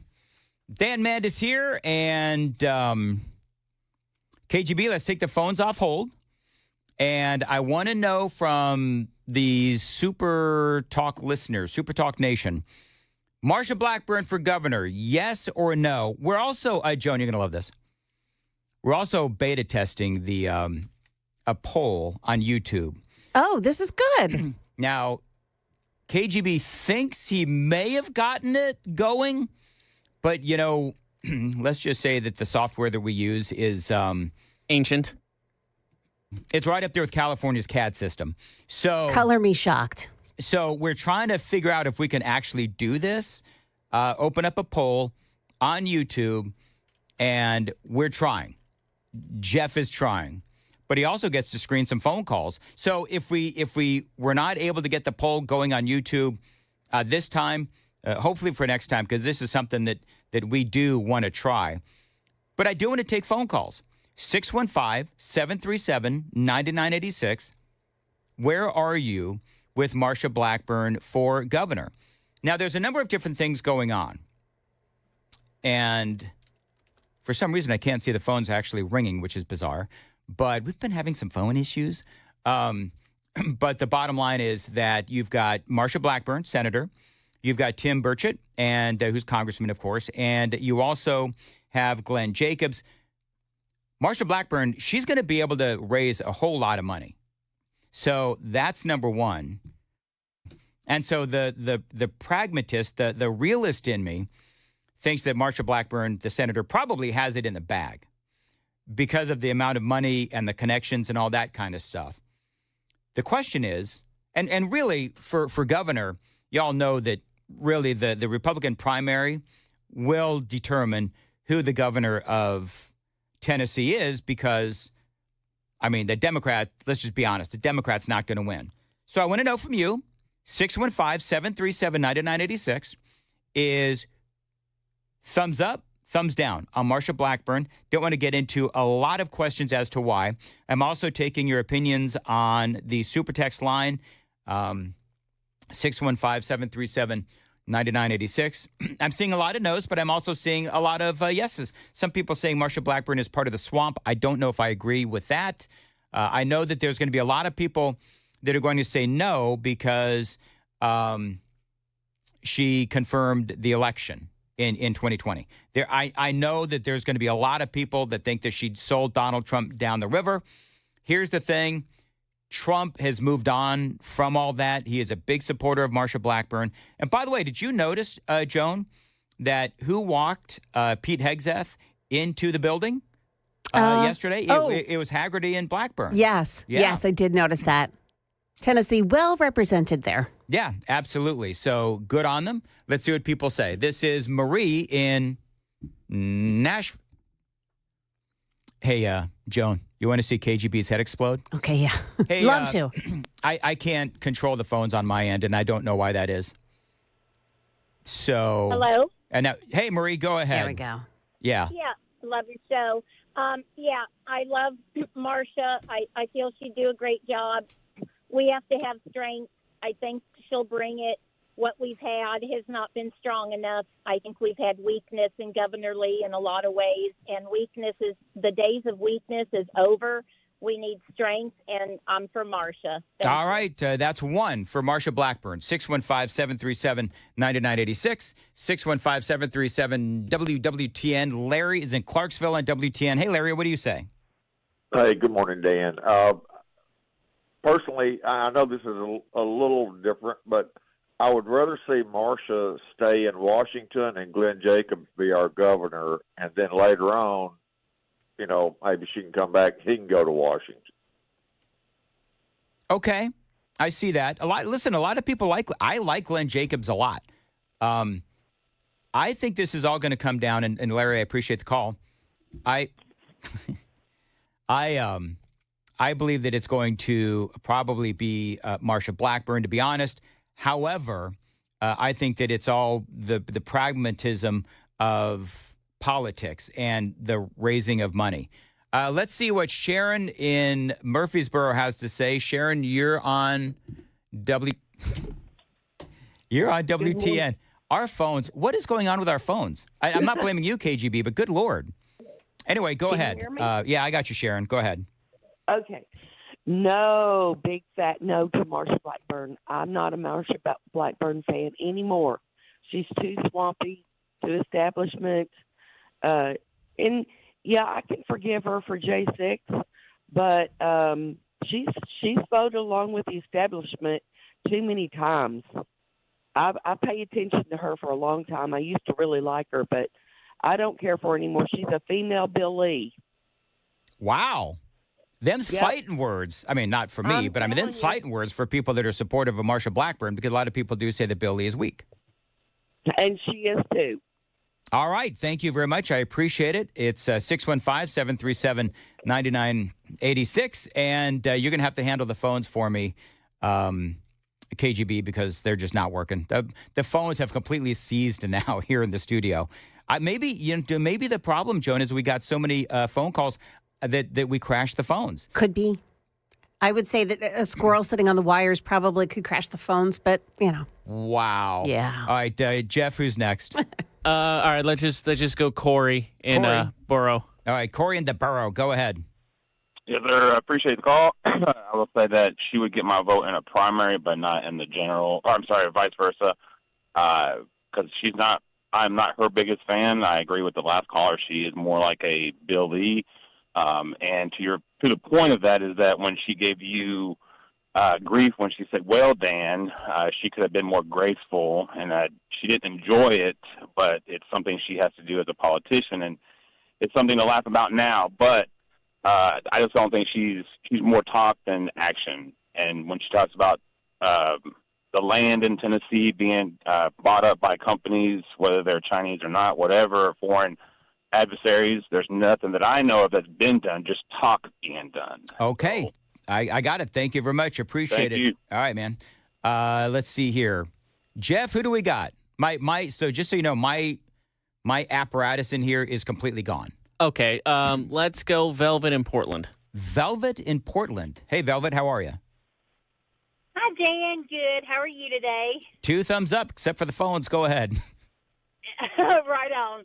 Well, listen, I am very, very much anti-Marsha. I think that she used to be great. Don't get me wrong. I loved her, voted for her for the first time for Senate, but I did not vote for her this last time. I think that she is very much a rhino, honestly. I do not think that she's Republican after our best interest. I think she's after her own best interest. Was there one particular thing that made you have this opinion, Velvet? I started listening very closely to her back after the last presidential election when Ding Dong became our president for a season, and I didn't like what I was hearing out of her. She would say one thing, and I felt like she would do another, and it seems like she's carrying on that forward right now. She acts like she doesn't have to tell us what she's going to do and how she's going to vote. Okay. And I think that her and a lot of them have forgotten they worked for us.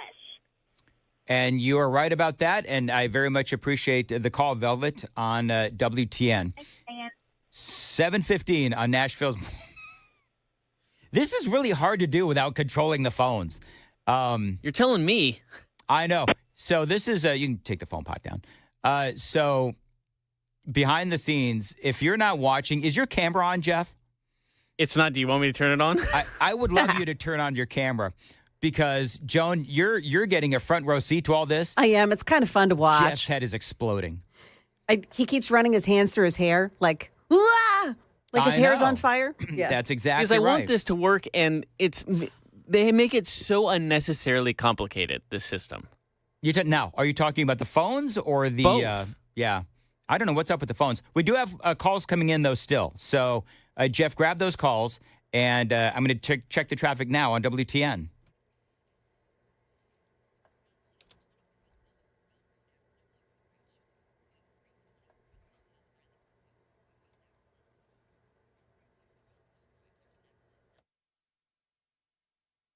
All right, 7:16, Nashville's Morning News. As far as your weather today, a high of 49 and sunny degrees. Sunny degrees.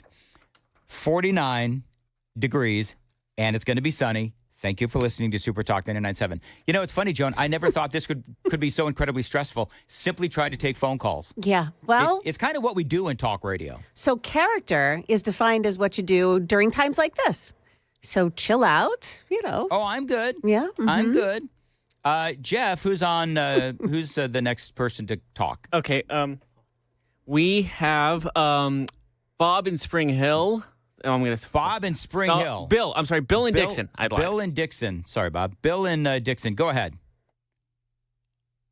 Bill and Dixon. Go ahead. Yeah. Hello. Hello. Hello. No to blah blah Blackburn. No to Bob Blackburn. Okay. And why don't you as you say, blah blah Blackburn? She's all talk, Dan.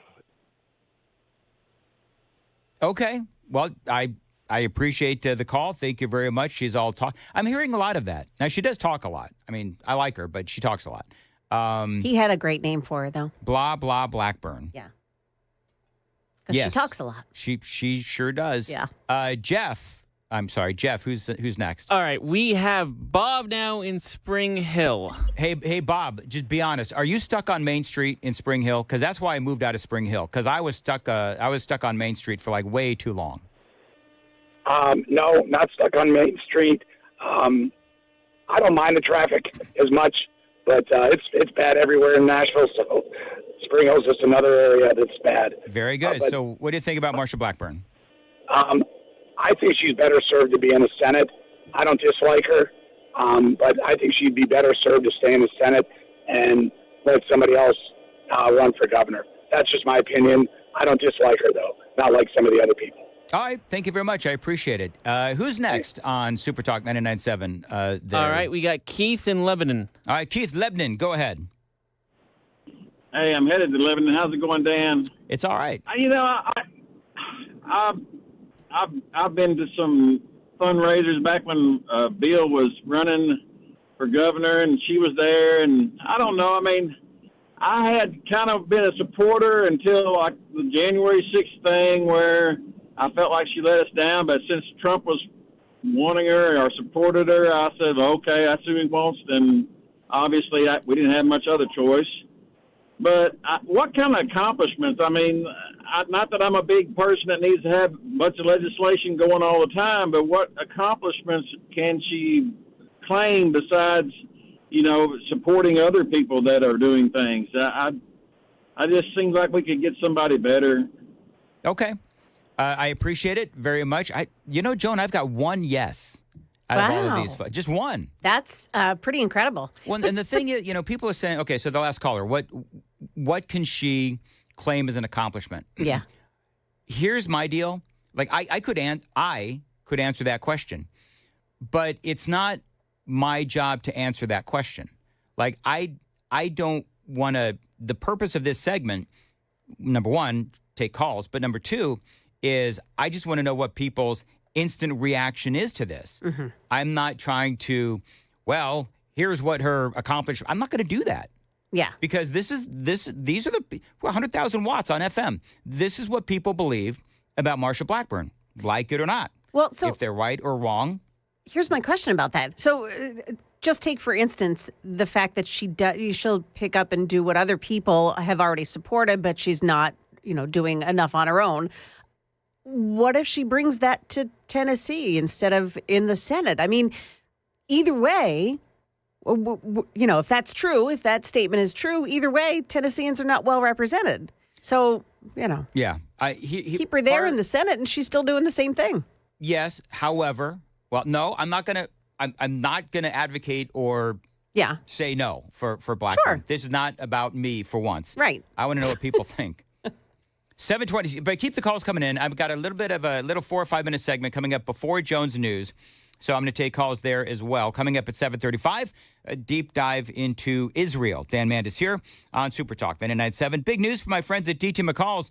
If you've been thinking about buying a gun safe, but you've been putting it off, now is your time with DT McCall's, because gun safes are sales tax free at DT McCall's. Now, they are the largest Liberty Safe dealer here in the state of Tennessee. Free delivery and free setup, two of the big reasons why. Other places going to charge you at least $500 for delivery and setup in bigger models and $300 in smaller models. DT McCall & Sons, they deliver every safe for free every time, period. No setup charge either. So check them out online all the time, dtmccalls.com. As always, tell them Dan Mandis told you to reach out. 5 locations across Middle Tennessee. That's going to be in Carthage, Cookeville, Lebanon, Lafayette, and Franklin. Again, that website, dtmccalls.com. Phone lines continue to be open, 615-737-9986. News with Joan Jones is coming up next. And, Joan, what you got? A vote on the hostage and ceasefire deal is being paused in Israel. We'll tell you what's happening there. Also, why some parents call it a success, a protest that was made over a book in the library. We'll have those stories coming up at 7:30 on Super Talk 99.7 WTN.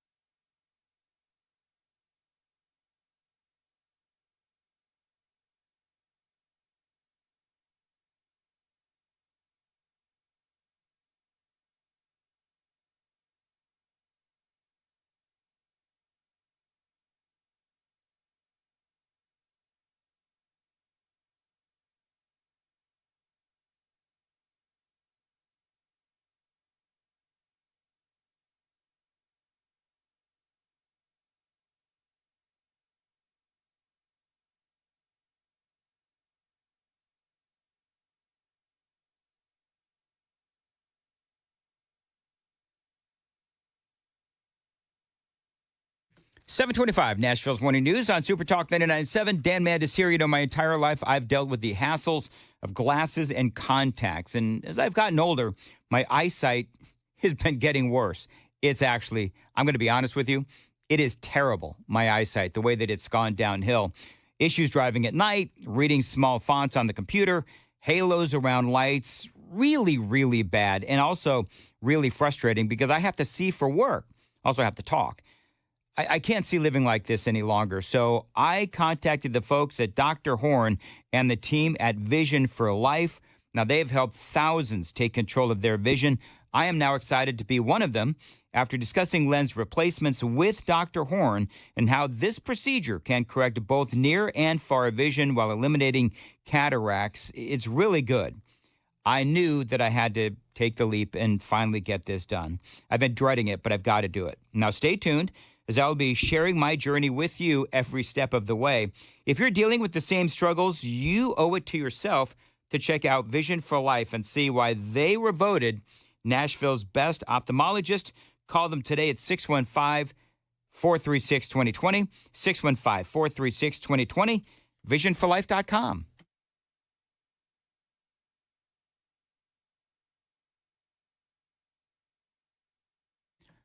726, Nashville's Morning News on Super Talk 99.7. Coming up, a deep dive into the Israel situation, Israel and Hamas, which is evolving as we speak. We're going to check in with the Heritage Foundation for that coming up at 7:36 on WTN. Chase is in, did you say Clarksville on WTN? Jason in Clarksville. Jason in Clarksville on WTN. Yay or nay? Thumbs up, thumbs down, Marsha Blackburn for governor.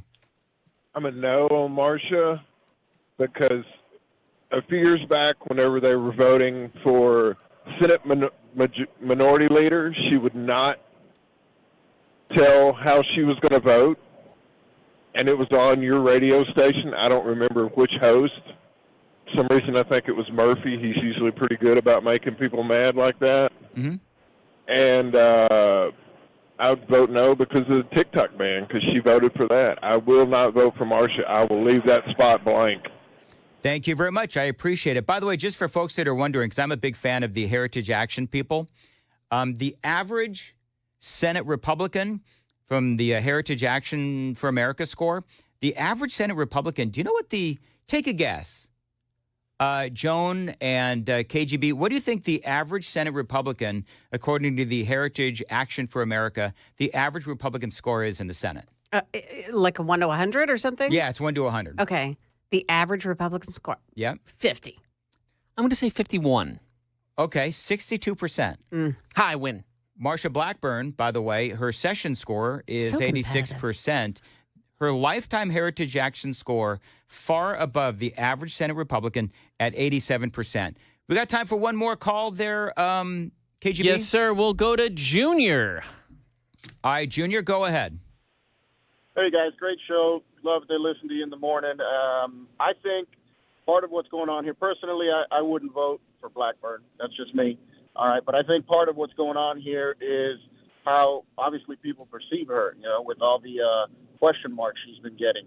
And I think that's due to what Ms. Jones said a little while ago about character, what you do in the tough times, and also integrity. She seems to be almost chameleon-ish, in the job that she does, which is probably necessary there in Washington, to be able to kind of fit in or show that you are, willing to work with people, so on and so forth. But what she does in the tough times and what she does behind closed doors, I'm not sure that everybody sees it, maybe the way that she wants people to see it. And I think that would be her biggest challenge in getting people to vote for her. Like, can she show that she has, integrity and character, and that people can trust what she'll do? All right. Thank you very much. I appreciate it. One person on the Super Text line says Dan Mandis for governor.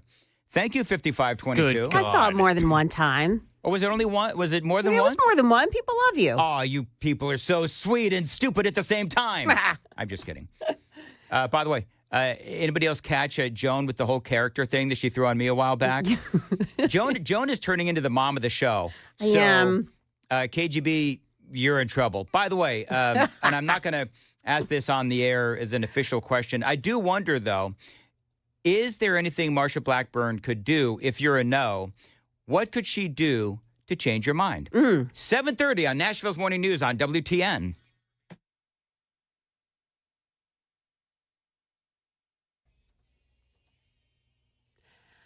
Good morning, 7:30. I'm Joan Jones with your top stories. A delay in the ceasefire deal this morning after Israel accused Hamas of standing in the way of its approval. Concerns now, certainly here in hostage squares, where the families of those taken back on October 7th, 2023, gather that perhaps this deal isn't as done as everyone thought. The Netanyahu government is accusing Hamas of reneging on the deal. They were supposed to have met already this morning. The Security Cabinet should have ratified the deal, but that hasn't happened, raising questions about what happens next. For their part, Hamas is saying the deal is still on. That's ABC's Ian Pannell reporting from Tel Aviv. Well, remember this scene from the Murfreesboro City School Board meeting in December? This book talks about transgenderism. It says this is Ruthie. You out of order. It says she's a transgender girl. What 4-year-old can spell the word transgender? That's Pastor John Amanchukwu, who you also heard here on WTN, raising questions about the children's book called It Feels Good to Be Yourself. It's a book about being transgender. Well, that board has now voted to remove that book. Amanchukwu has made a mission out of calling out inappropriate books at school libraries around the country. Well, the winds are easing in Los Angeles County, helping firefighters to battle the deadly wildfires. Crews are battling flames, and the investigation into the cause is now intensifying. The winds are down, humidity is up, giving firefighters a much-needed break here, but also allowing authorities a chance to try to restore services in devastated communities like this, and investigators a chance to access some of the sites where the fires may have started. That's ABC's chief national correspondent, Matt Gutman, in Palisades, the Pacific Palisades.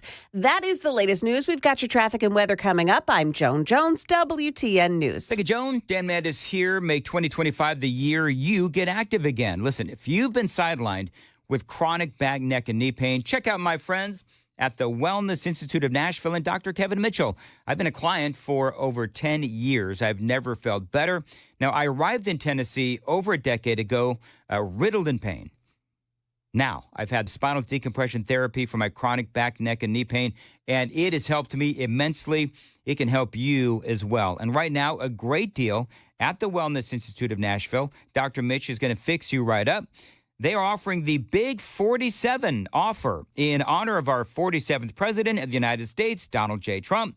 47% off spinal decompression.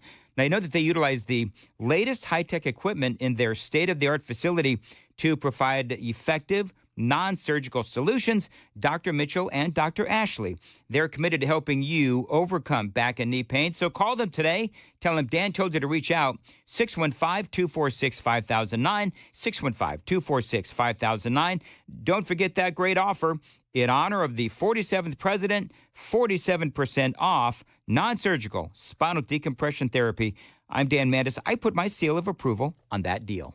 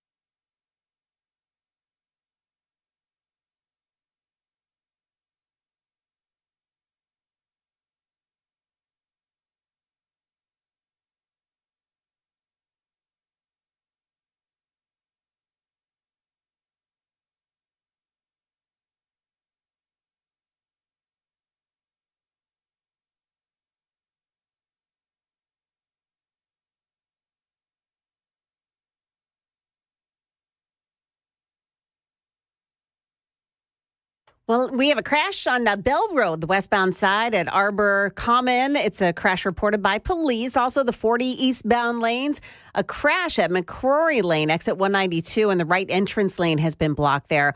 Also, in Creve Hall, it's Trousdale Drive, south of Blackman Road, a crash in that area as well. Traffic every 10 minutes every morning on Super Talk 99.7 WTN.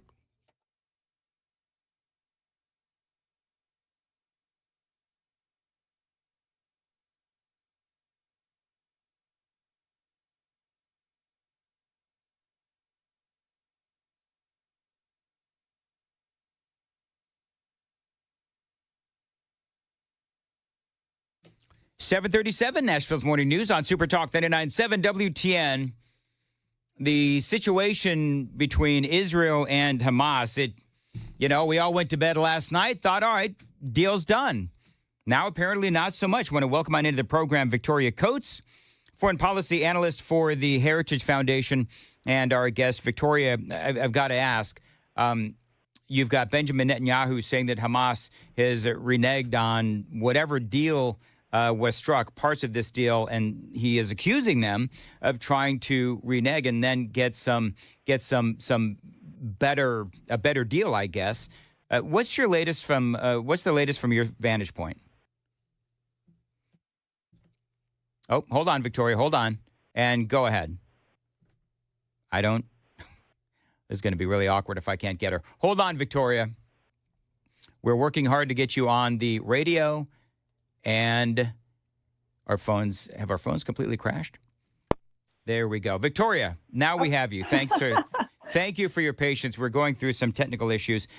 So what's the latest from your vantage point?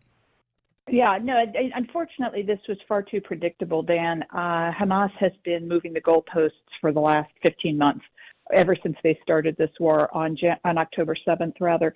And so this, the deal that was struck yesterday, a lot of people had concerns about it, about the concessions to Hamas, the restrictions that were going to be placed on Israel. But the imperative is to get as many of these hostages out right now as we can, because, the grisly details are emerging about who's still alive, who isn't. That window is closing. I think that's, tremendous pressure on the prime minister, also on the president-elect, who, really, really wants to get particularly the Americans, but all of them out. And unfortunately, Israel's not just going to accept any deal. They could have had any deal, last year. Yep. And, they need this to be a deal that will hold their government together, and also, keep their security in place so that we don't have another October 7th. Well, Benjamin Netanyahu, he's in a kind of a tough spot politically because obviously he needs a win. And you're right. There have been opportunities over the past year to reach a deal, and he hasn't done it. Some are saying that Netanyahu, the reason why he didn't accept these deals, I'm gonna air quote this, okay, for political reasons. Where do you stand on that assumption by some on the left who are critical of Netanyahu? Well, I think, he's the prime minister of Israel. He's always under political pressure. That's just the nature of that job. And, certainly he wants to remain in office, but there's also, a very strong security argument for keeping him in office right now, to keep continuity, to keep somebody very experienced. They're still in a shooting war. So, I would say you've got these three principles here: the president of the United States, the president-elect of the United States, and the prime minister of Israel. Of course, all of them are politicians. But at the same time, I would say all of them sincerely want to bring these people home.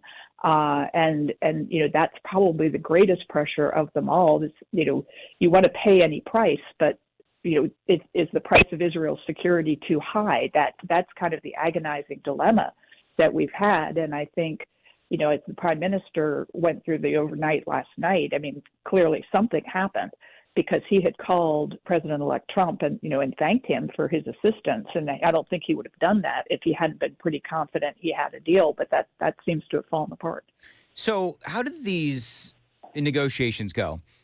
Is Hamas, they're a terrorist organization, right? So are they negotiating for themselves, or is there another country that is negotiating on their behalf?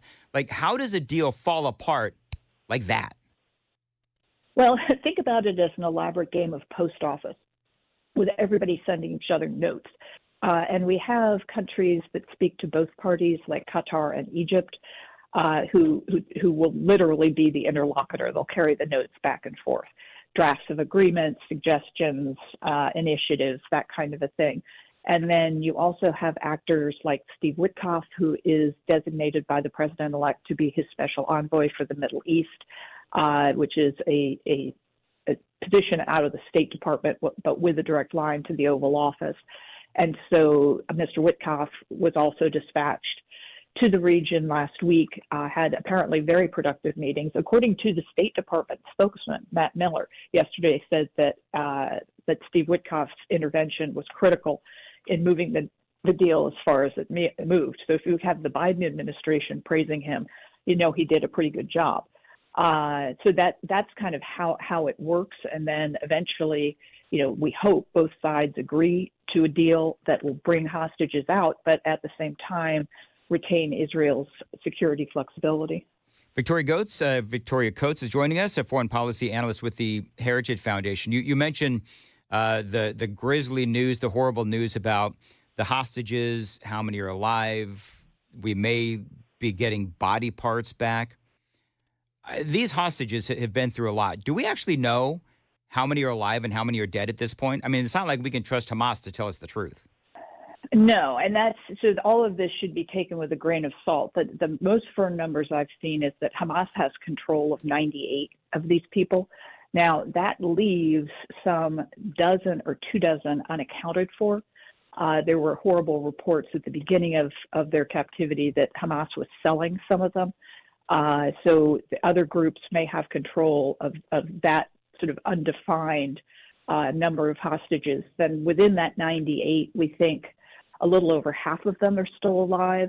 So what was designated for this first phase of the deal, if it does come to pass, is that 33 would come out, 23 of whom are alive. We think there are 3 Americans alive.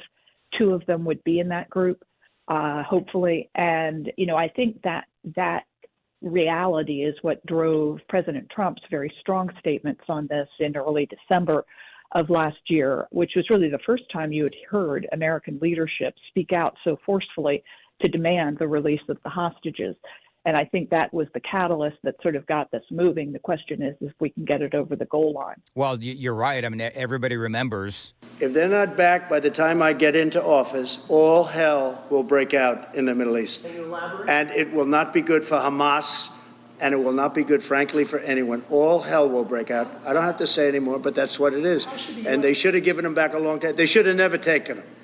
There should have never been the attack of October 7th. People forget that.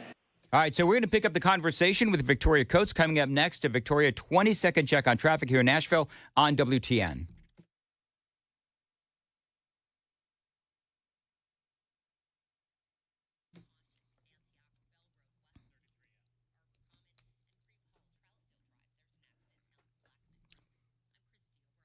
Weather today, I have high of 49, sunny 33 now at WTN. So, Victoria, let me ask you, you heard the audio from Donald Trump.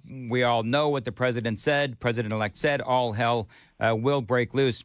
Joe Biden has been incredibly weak through all of this. Now here comes Donald Trump, clearly a lot stronger. And so do you think that when Trump won the election, it really was, sort of an oh crap moment for not only Hamas, but perhaps Benjamin Netanyahu as well?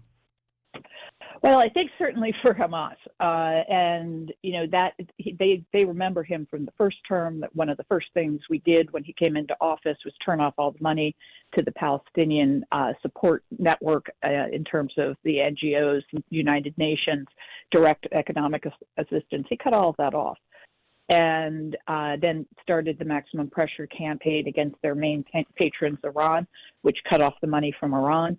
And, that had the effect of tamping down their terrorist activities during his first term. So they know that is the case.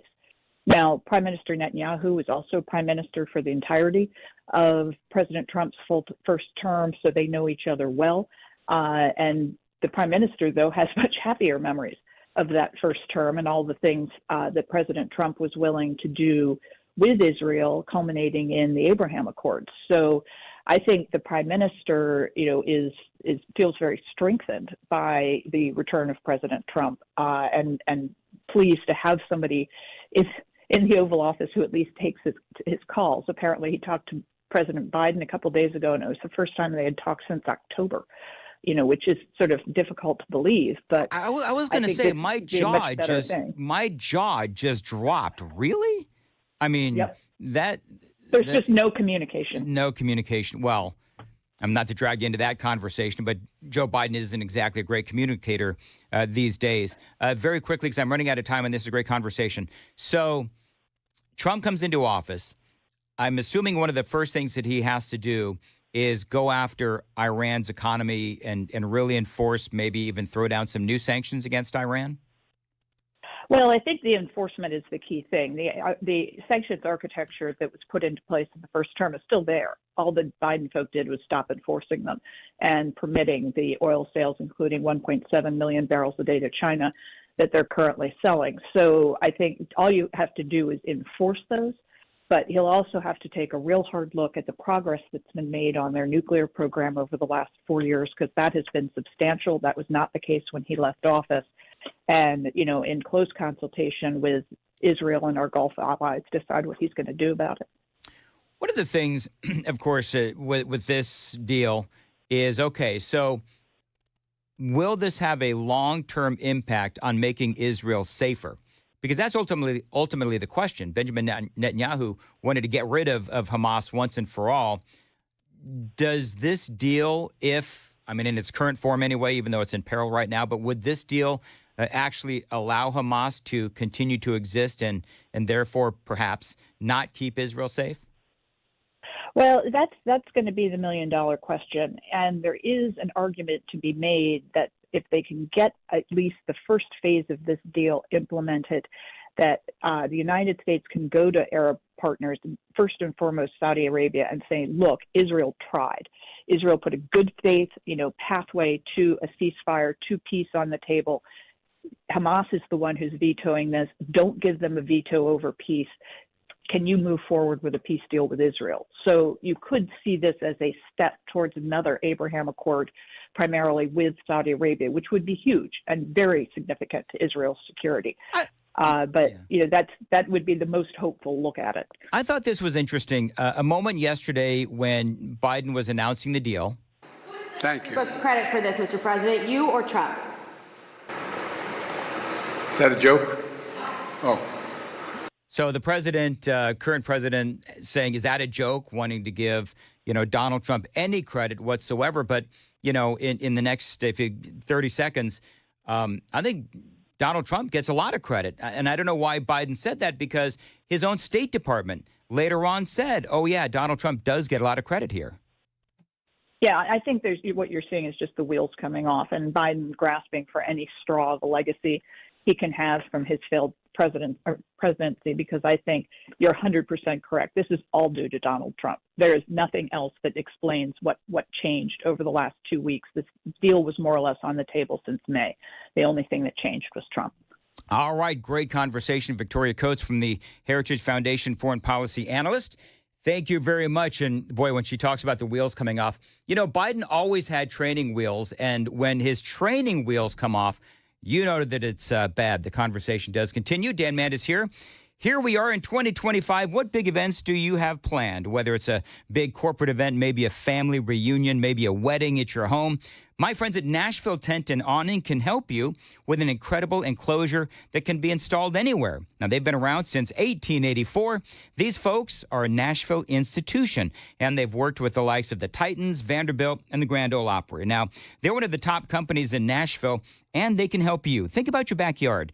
You can actually extend your living space with a backyard enclosure so that you can enjoy it even here in the wintertime. If you've got an event for work coming up, they can help you there as well with a tent or an enclosure, and they've got awnings for any style of building that'll improve the look and feel of your home or office. Get some visuals and check them out at their website, NTACO. NTACO.com. Tell him Dan told you to reach out at 615-329-3701. 615-329-3701. Solid craftsmanship built to last since 1884. Nashville Tent and Awning.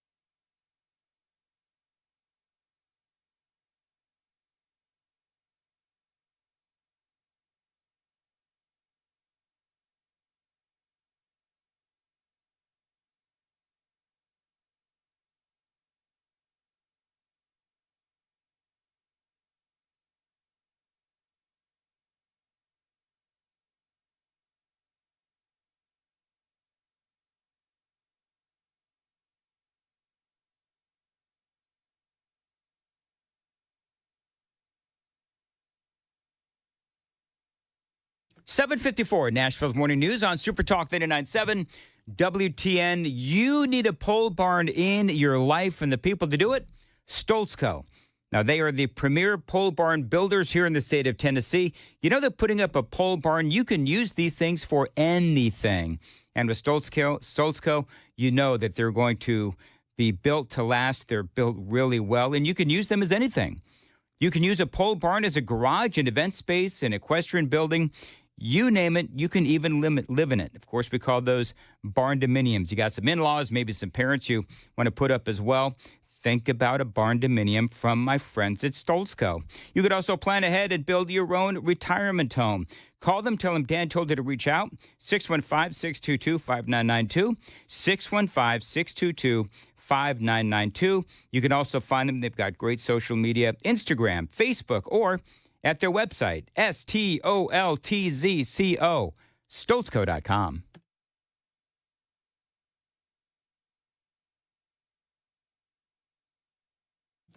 $7:55, Nashville's Morning News on Super Talk 99.7 WTN. I did find it interesting when Joe Biden, audio, KGB, when Biden said, "Thank you." Books credit for this, Mr. President, you or Trump? Is that a joke? Oh.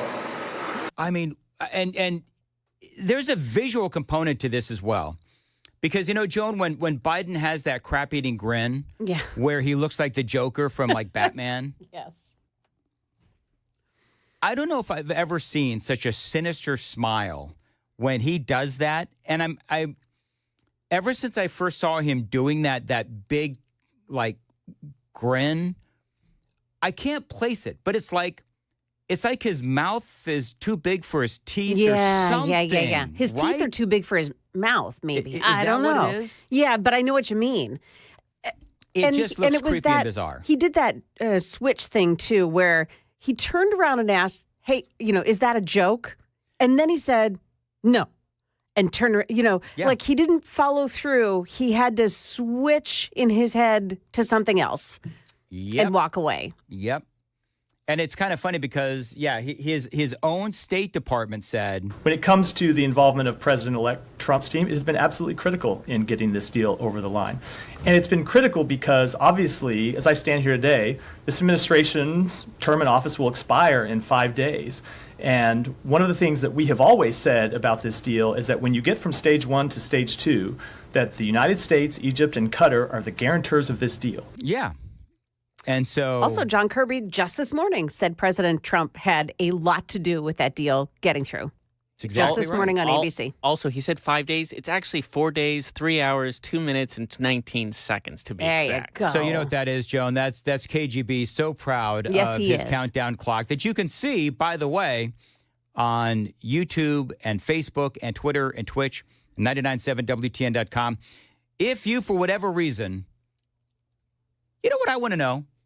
Since we're having fun with the whole super text thing, I'm actually genuinely curious.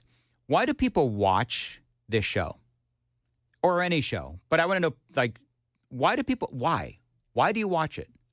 Now, I'm going to tell you why I watch WTN, because I'm incessantly on there, is because it's easy.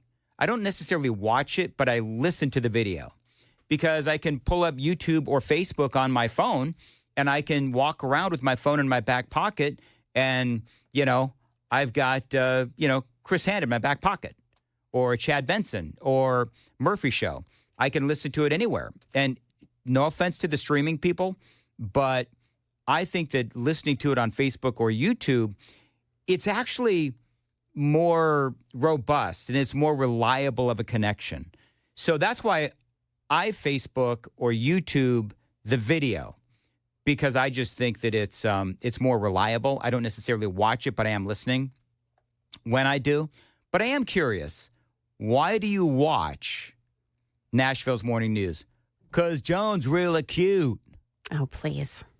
I know that's coming. Pete, you have a lot of fans there on this YouTube and Twitter and Super Talk TV. They like when I pull the ball out from under you when you try to go kick it. Oh, yeah. They love that. Yeah, they sure do, don't they? They do. My favorite is 5900 because I'm old and I have nothing better to do.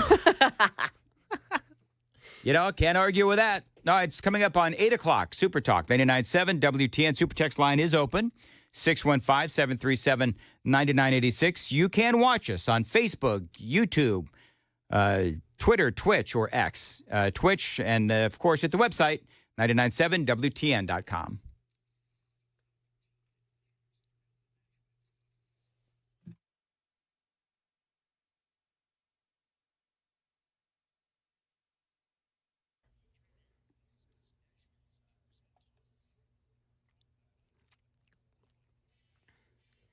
Good morning, 8 o'clock. I'm Joan Jones with the top stories. 34 degrees and fair right now. Stick around for the forecast in a few moments. For the second night in a row, a shooting has taken place at a Nashville apartment complex. Last night, Metro Nashville police dispatched to Lebanon Pike for reports of a shooting. News 2 says one person was transported to Vanderbilt University Medical Center, but no further information available. Meantime, Metro Police are confirming that an apartment complex shooting on Tuesday night, where one man was killed, another injured, was drug-related. This shooting occurred at the parking lot at the 300 Hickory apartment complex. Police are still searching for suspects in that case. In his farewell address to the nation last night, President Biden took credit for the 6-week ceasefire agreement between Israel and Hamas. Despite Donald Trump's involvement in it, the deal is too late for John Poland. His son was killed by the terrorists. The Biden administration absolutely gets an A for their effort. They have been pushing hard. They have been available to the families. But we cannot deny that it ultimately took the tough talk of President-elect Trump to get this over the finish line. And it will now be more up to President-elect Trump's team to ensure that the deal as signed gets implemented. Mr. Poland there speaking to ABC News. Now, hopes for the deal are fading. Israeli Prime Minister Benjamin Netanyahu this morning saying that Hamas has backed out of a portion of that deal in an effort to, in his words, extract new concessions from Israel. Netanyahu said he will not convene his cabinet to vote on the deal. They should have met already this morning. We're going to keep an eye on this all throughout the course of the morning. Well, the Washington Post is reporting that President Trump may have to come to the rescue of TikTok. There could be one last hope for TikTok fans. President-elect Trump, who takes office Monday, is reportedly considering an executive order that would give TikTok's owner up to 90 more days to find a buyer. The New York Times reports TikTok CEO plans to attend Trump's inauguration. Trump's nominee for Attorney General on Capitol Hill yesterday declined to say whether the Justice Department would enforce the ban. That's ABC's Rhiannon Alley.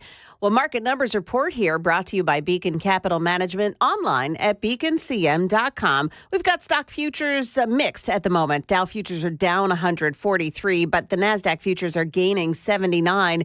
S&P futures are up 8 points, and the market opens in just about a half hour. That's the latest news. We've got traffic and weather next. I'm Joan Jones, WTN News.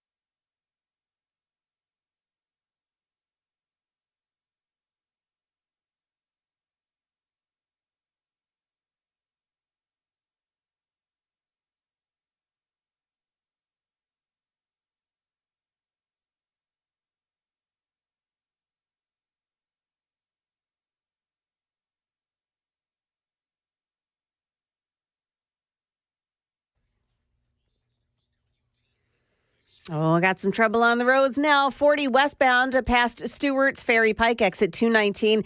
There's a medical emergency there, and the right entrance lane has been blocked off. Careful around that.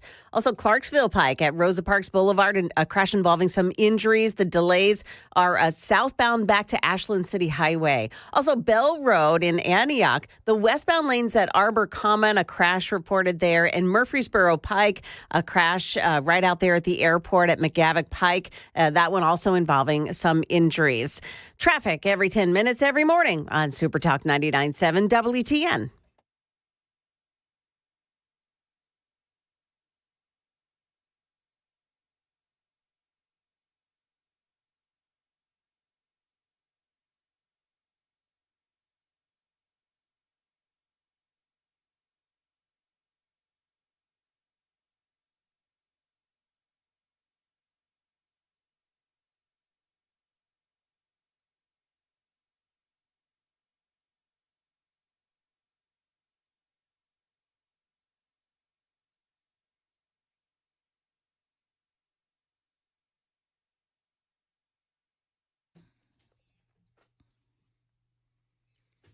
8:06, Nashville's Morning News on Super Talk 99.7 WTN. And welcome on in. I guess next week, it's going to be like in the teens. It's going to be crazy around here. Summer, it's I think it's like Wednesday and Thursday. I saw it at 12 and 10 at the lowest. No kidding. All right. That's going to be a little cold, actually. You got to work from home then? No. No. I think he's calling you a weenie. I know what he's calling me. And you know what? I'm choosing not to engage. You are engaging, though. But 2213 says, you're like Trump, Dan. You surround yourself with strong, beautiful women. Aww. Like Joan and KGB. Well, thank you. I appreciate that. I've been working on my figure lately. I'm just kidding. Hey, by the way, real quick, do you guys park in the garage, by the way? No. You're not a garage parker? No. I'm talking about it at home. At home? Oh, I don't have one. I do. Do you park at the garage? There is so much crap in my... I'm not throwing my wife under the bus. Yeah, you are. I hear it already. Okay, if you start with that, you're going to be doing exactly. it. She's already hit by the bus. She's on the ground already. It's too late. I'm just going to say this. If she would do what I asked her to do 5 years ago... You did not just say that. Yeah. Our garage is a complete and utter train wreck. And I've been telling her, we need to get rid of some of this stuff so that I can park in the garage. Because it's like going to be really cold, especially when I leave at 1 or 2 o'clock in the morning. Joan, are we going to hear that Dan slipped and fell in the shower in the next couple of days? And as I'm shivering, walking out to the car, I'm going to be not cursing my wonderful, beautiful wife. Yeah. But just ever so passionate that I want to get that garage cleaned out so that I can park in the garage. There was a bobcat spotted in our neighborhood, so I'm definitely parking in the garage and press the button to open, drive out, press the button to close. I'm not getting out of my car. Maybe that's what I need to tell her. I'll tell her, hey, honey, there's some bobcats in the neighborhood. And she'll still send you out there. People in the YouTube chat right now are just like, you're digging yourself in a deep hole. Deep hole. And honestly, be thankful you have a garage. I don't. I live in an apartment. Public parking, sometimes I can't find. I have to sometimes walk like across my entire complex to find a parking spot. I hope you're not one of those apartment complexes where there's like stuff going on. No, I live in a good area. Okay. No, I used to live in I used to live near Antioch. Boy, that was a mistake. I had to call off work because I had to talk to police because my car got broken into. Are you one of those people that can't find your car at like 3 o'clock in the morning? So you've got to do the... Oh, no, I'm not drunk. I know where it is. I didn't say you were drunk. Yeah. We know better now. I tried to have fun with you about drinking earlier, and you just like totally, pulled the Bible card on me, so I just don't even go down that road anymore. When did I pull the Bible card? He pulled the family card. He said his family just doesn't drink. Oh, no, I don't. I just I just pick very rarely when to drink. I'm very careful about that, just family history and stuff. Not my parents, again, it's the great thing is if you stay in radio, you'll want to drink more, because I certainly do. Well, I've been drinking more coffee than I have in my entire life, to be honest with you. Do you know what I've noticed, Joan, is that since I stopped being the PD, I drink a lot less. Well, that tells you a lot, doesn't it? Hey, by the way, we were talking about Marsha Blackburn earlier. Mm-hmm. Knox County Mayor Glenn Jacobs says potential gubernatorial campaign by Senator Marsha Blackburn would take him out of the mix. Oh, no. Like he would just fold and walk away? There's deals going on, Joan. Oh, yeah, there must be. Basically, I love Glenn Jacobs. Holy cow. Basically, all the Republicans, not all, many Republicans want Marsha Blackburn. She's been around a long time. She's got a huge history in this state. And so whether or not the WTN audience likes it or not, a lot of Republicans like Marsha Blackburn. She runs for governor. They clear the deck. By the way, they clear the deck of any serious challengers, and that is part of it. Glenn Jacobs would be a serious challenger to Marsha Blackburn. Yeah. So deals are made. And so I would bet nothing because I have no money, but especially after Amy divorces me. But it's only a matter of time. I would be willing to bet that Glenn Jacobs will be appointed to the Senate. Oh, that'd be awesome. See, that would be interesting. Yeah, but see, that's the deal making. In my opinion, now I don't have any whatever. Republicans don't talk to me clearly. But what I think is going to happen, she runs for the governorship. She gets in because she just won re-election. So then Governor Lee has to appoint someone to fill that spot, and it would be Glenn Jacobs. And then when Marsha Blackburn stops being governor, for whatever reason, then Glenn Jacobs is in a primed position, or someone else, to run for governor. And that leaves Tim Burchett sadly out in the cold. I like Tim Burchett, but maybe he's going to run anyway. Well, I don't know. why would that leave him in the cold? I mean, he could still be in the House. I think he's a very effective House member, correct? Oh, I love Tim Burchett. Yeah. The question is, what would Tim Burchett do if Marsha Blackburn announces a run? Because there's only been 3 people, and somebody correct me if I'm wrong, like y'all do.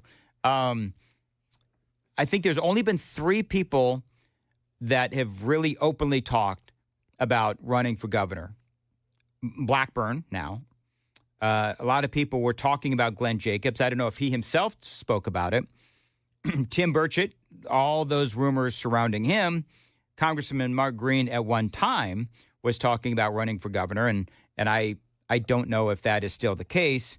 There's a lot going on there, but I just think that for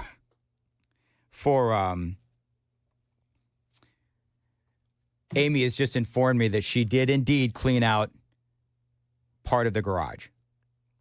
She did it out of rage. You know this, right? Rage cleaning, is that a thing? Oh, that's 100% a real thing. I didn't know that rage cleaning is a thing. Actually, I've done that too.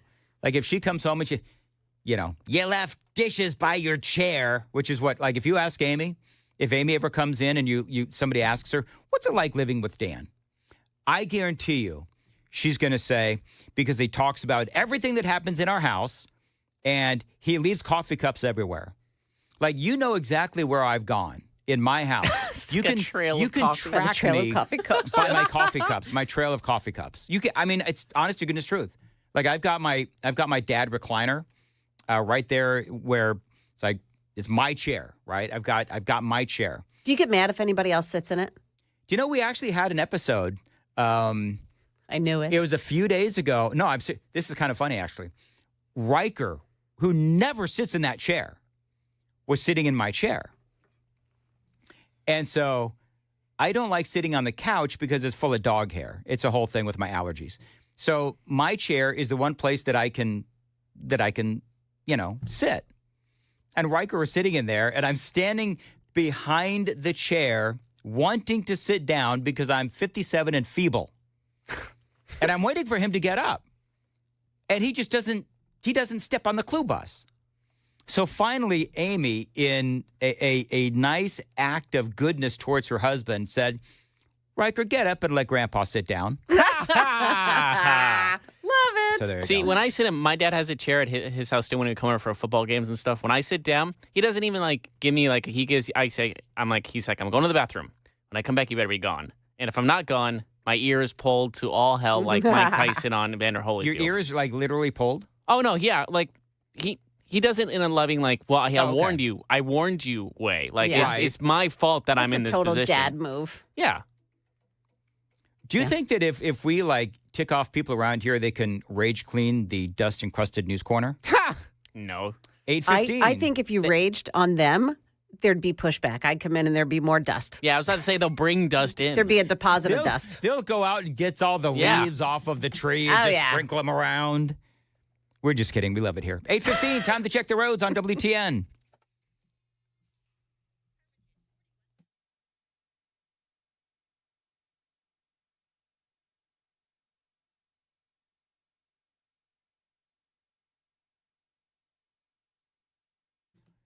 All righty. As far as your weather today, a high of 49 and sunny. And it's going to be in the teens next weekend. So next week. So it's going to be very, very cold, especially Wednesday and Thursday. Appreciate you listening to Nashville's Morning News on Super Talk 99.7. We've had a very busy morning. I want to get back to some of this audio from Pam Bondi. And I think that she took Adam Schiff, she took him out behind the woodshed. And so Schiff, he really started the fight, but it seems like Pam Bondi, as she was in the midst of her Senate confirmation hearings, it's really like she finished the fight. The president has said Jack Smith should go to jail. Will you investigate Jack Smith?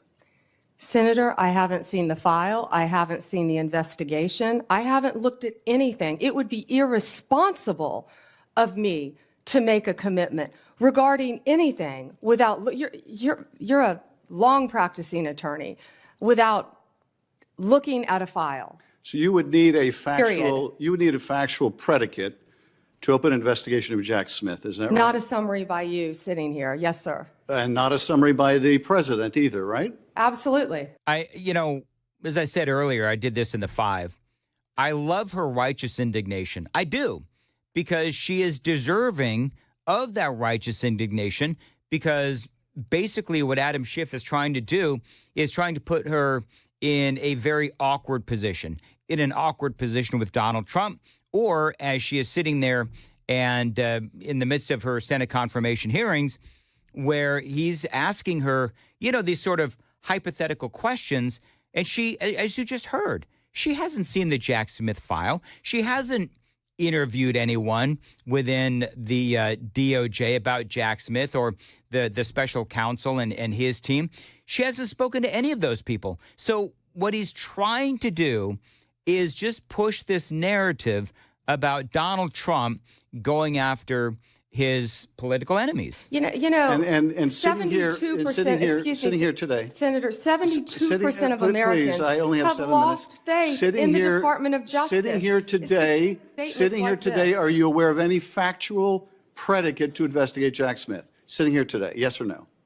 Senator, I will look at the facts and the circumstances. You can't answer that question. Brought to me. You're not a part of the department yet. So I do love how she puts it right back to him about how people have lost faith in the Department of Justice. And so part of what Schiff, again, is trying to do is play sort of landmines for Pam Bondi, because he is asking her questions. He knows that she can't answer, and all she can do is read, as far as Jack Smith goes, what has been put out there publicly. That's part of what Adam Schiff is trying to do, is just, he knows that she's going to get confirmed. I believe he knows that she's going to get confirmed, but he wants to make her squirm like Chuck Schumer told him to. You seem reluctant to answer a simple question. Let me ask you a different simple question. Oh, Lord. The president also wants to jail Liz Cheney. Sitting here today, are you aware of any factual basis to investigate Liz Cheney? Yes or no? Senator, that's a hypothetical, and I'm not going to answer that question. No, it's not hypothetical. I'm asking you, sitting here today, whether you are aware of a factual predicate to investigate Liz Cheney. I am. How about witness tampering? This is not something that she can talk about, but absolutely, we went through this earlier, absolutely. She is, in my opinion, guilty of witness tampering because she interviewed that Cassidy Hutchinson without her attorney present, and she was part of the House Select Committee. And so clearly, if she's coaching a witness, then yes, as a matter of fact, that is a predicate for an investigation. Senator, no one has asked me to investigate Liz Cheney. That is a hypothetical. The president has called for it publicly. You are aware of that, aren't you? Oh, God. 8:20 on Nashville's Morning News on Super Talk 99.7 WTN. More great audio from the train. I don't know if I would call it a train wreck. It was a train wreck on Adam Schiff's side, but not a train wreck on Pam Bondi's side. So we'll get into that and a whole lot more straight ahead. Dan Mandis here. Super text line is open at 615-737-9986. You know, my entire life, I've been dealing with the hassles of glasses and contacts. And as I've gotten older, my eyesight has been getting worse and worse.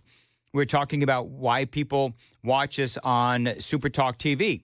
Some folks said, well, because it's fun to watch you try to squint, Mandis, and actually read the computer in front of you. My eyesight is really bad, and it's getting worse.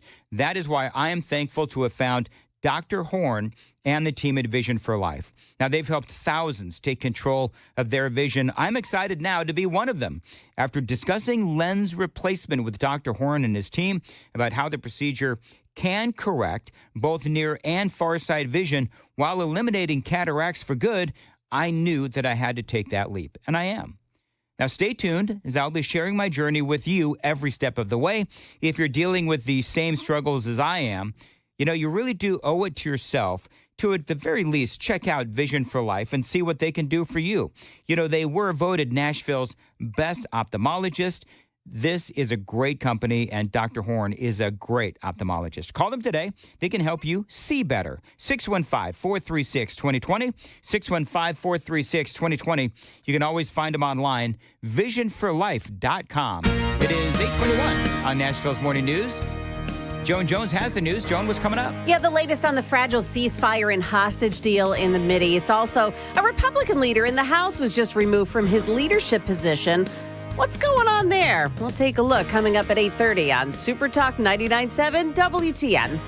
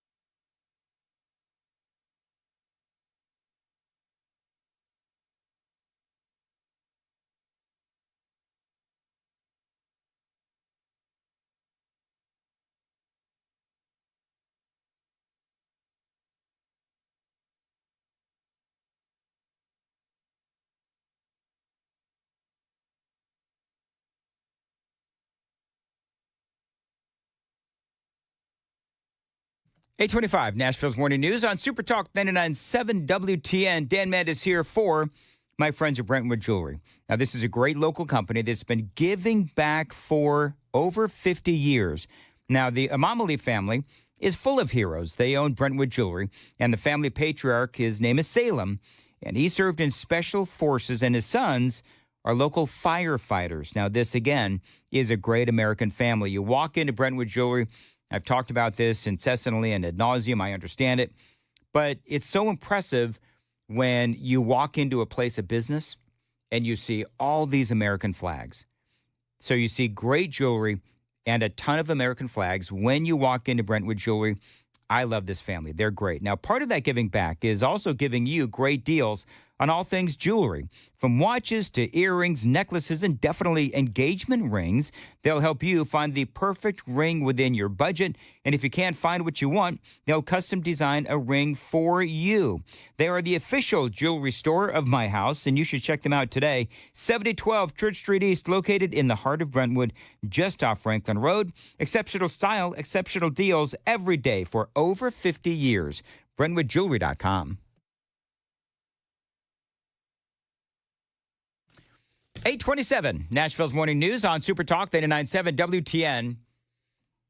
Love that Pam Bondi just really gave it back to Adam Schiff in a number of different ways. And I told you about the whole Liz Cheney thing, where Schiff was asking her about throwing Liz Cheney in jail. Well, witness tampering is actually a thing. And that is what Liz Cheney did. But she wasn't going to take the bait, and she shouldn't take the bait because she doesn't know enough about any of these cases to make any real kind of a comment on them. And she's not going to make a comment or a commitment either way. Because also, don't forget, there's a certain thing called legal strategy as well. So last night and yesterday during the Senate confirmation hearings, personally, I think that she did a great job, even with Adam Schiff on the attack. The president has called for this. You know what we should be worried about? Ms. Bondi, the please crime answer rate my in questions. California right now you are is aware, through the roof. Ms. Bondi, Your robberies are 87% higher than the national my question average. Is this. That's what I want to be focused on, Senator. Do you have the power to say no to the president? General. Oh, Lord. So that's the other thing that he was talking about. Do you have, basically he wants to know if she's got the, I think he said intestinal fortitude, to stand up to the president, to stand truth to power and all that kind of stuff. And he goes on. So my questions now are, can you tell hard truths to the president? So let me start with an easy truth that you could speak to the president. Can you tell him that Donald Trump lost the 2020 election? Can you say that? Do you have the independence to say that? Do you have the gravitas, the stature, the intestinal fortitude to say, Donald Trump, you lost the 2020 election? Can you tell us that here today? Senator, what I can tell you is I will never play politics. You're trying to engage me in a gotcha. I won't do it. I'm just asking you a simple question. Won't play if you can speak truth with any ongoing to power. investigation, So let me ask you another. like you did leaking your colleague Devin Nunes's memo. I mean, we all know that Adam Schiff is accused of leaking classified information during his time on the House Intel Committee. So she gave it as good as he was trying to give. She gave it right back in spades. I love Pam Bondi. She is great, and she's going to make a great attorney general. It is 8:29, actually 8:30 on Nashville's Morning News on Super Talk 99.7 WTN.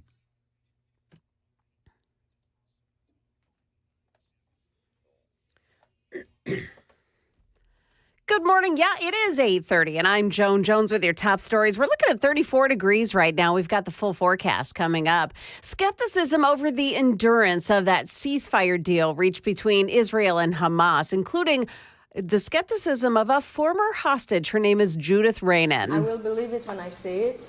Her skepticism seems appropriate today. Israel's Prime Minister Benjamin Netanyahu saying he is delaying bringing that deal to his cabinet for a vote because Hamas has changed some of the conditions so they can pressure Israel into more concessions. Republican Congressman Mike Turner of Ohio will no longer serve as the chair of the House Intelligence Committee. Speaker Johnson says there's no slight here. It's just time for somebody new. This is not a President Trump decision. This is a House decision, and this is no slight whatsoever to our outgoing chairman. He did a great job. Turner had previously criticized President-elect Trump, calling his storage of classified documents at Mar-a-Lago a grave concern. In a statement, Turner said he was proud and honored to have served on that panel. Jeff Bezos and company this morning have branched out from space tourism to the satellite cargo and astronaut transport business. ABC's Jim Ryan says it comes with the launch of a massive rocket from Florida's Space Coast. The launch of New Glenn was scrubbed twice this week and nearly didn't happen this morning. There is a boat that is downrange where we don't want it to be. Blue Origin's Ariane Cornell, once the boat cleared the area. Our key objective today is to reach orbit safely. Blue Origin attempted a SpaceX-style landing of its reusable first-stage rocket. That didn't work, but the main vehicle made it to orbit. Jim Ryan, ABC News. Market Numbers Report brought to you by Beacon Capital Management, online at beaconcm.com. And moments after the opening bell here, we've got the Dow Jones Industrials down 35, NASDAQ up 35, and the S&P 500 index is plus 5 points. That's the latest news, traffic, and weather next. I'm Joan Jones, WTN News. Thank you, Joan. 8:32 on Nashville's Morning News. Don't go through another year with all that high-interest debt. Let Loan Pronto wipe it all out right now. Dan Mandis here. Now, Loan Pronto's Rapid Equity Loan makes it easy to pay off all your credit cards or tackle that 2025 home improvement project. Get cash in your pocket fast with Loan Pronto. No appraisals, no paperwork, and no waiting. Now, Loan Pronto's AI-driven technology gets you approved and funded in as little as one day. One client got $150,000 approved in under 24 hours. Paid off all their credit cards, a couple of cars, and personal loans, saving over $1,500 per month. Now, they've got low fixed rates right now, lightning fast transfers as well. You can do it too. Consolidate debt, improve your home, and take control of your finances with Loan Pronto. Imagine being credit card debt-free by this time next week. Now, don't wait. Call them, 615-499-5780. You can always find them online, loanpronto.com, 615-499-5780. Get your free quote right now with no hard credit pull. Loanpronto.com, equal housing lender. NMLS 166-1781, subject to lender approval, NMLSconsumeraccess.org.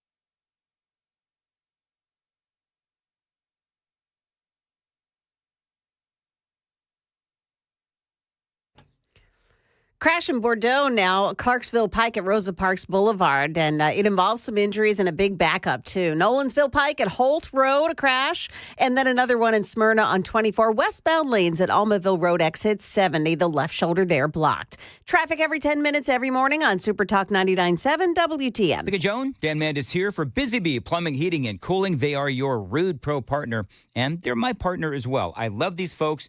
I've been working with them for over a decade. Now, Busy Bee is always looking for ways to save you money. And here, in a very cold January, some red-hot deals Get a free air duct cleaning with the purchase of a new complete whole home AC, or get a free air duct cleaning package upgrade. So you buy the middle package, you're automatically upgraded to the deluxe, and they're also offering you 15% off indoor air quality products. Busy Bee Plumbing, Heating, and Cooling. Save money and stay warm this January with Busy Bee Plumbing, Heating, and Cooling. Your satisfaction is guaranteed. Call them, 615-775-7833. Tell them Dan Mandis told you to reach out, 615-775-7833, busybhvac.com.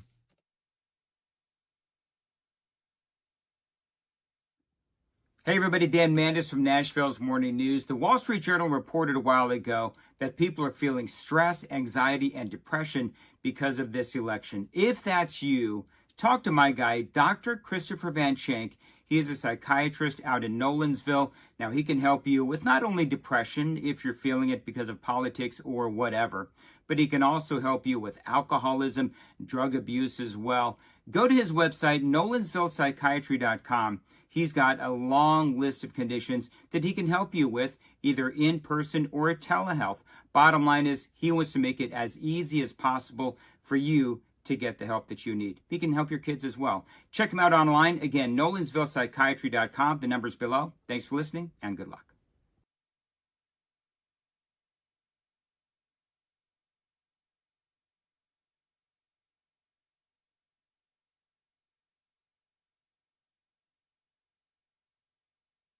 (8:37). Nashville's Morning News on Super Talk 99.7 WTN. Welcome on into the Cross with Chris Hand. Hello, Chris. Hello. How are you? KGB's here. Joan Jones is here as well. Mm-hmm. I'm out of breath today. Why is that? Just running around everywhere. This 8 o'clock hour. Was it the 8 o'clock hour or the 7 o'clock hour? We tried that whole thing. We tried it. We tried a whole thing. Wrong. The phones were weird for me yesterday, too. What in the world is going on with our phones? So I'm going to go in there after the show's over and try to fix it. I told you, a squirrel's on the wires. Squirrel is most definitely on the wires, and that's what is going on. We tried to take some phone calls. A lot of phone calls came in, and the entire system just, See, I'm going to fix it for Chris. Of course you are. Instead of you. Because you like Chris better than me, which is fine. I plead the fifth. Wow. Anyway, make sure my audio's up, if you would, KGB. Hey, did you hear what happened yesterday during the Senate confirmation hearing? Yes, I did hear that. Adam Schiff fell asleep. Yep. Now, when exactly did he fall asleep? I'm not sure when he fell asleep. I think what happened is Pam Bondi kicked the living crap out of him and he needed a nap. Maybe. So... And maybe Joan can speak to this, but a lot of people were upset about the questions that weren't asked, like Pam Bondi's skincare regimen. Yeah. Well, I would like to know where she got those eyelashes, because usually fake ones look bad and hers look good. Were those fake eyelashes? Yeah. See, I can't even tell, to be honest. I can't tell what those things. Did you see the side-by-side, though? They put Pam Bondi up there, and then they put a picture of Gillibrand yelling at Hegseth, and they said the woman on the left is older than the woman on the right. I saw that. That's funny. Yeah. So Pam Bondi, is her fake eyelashes kind of like Jasmine Crockett's? No, they're not like that. Nah, they're good. Hers are good.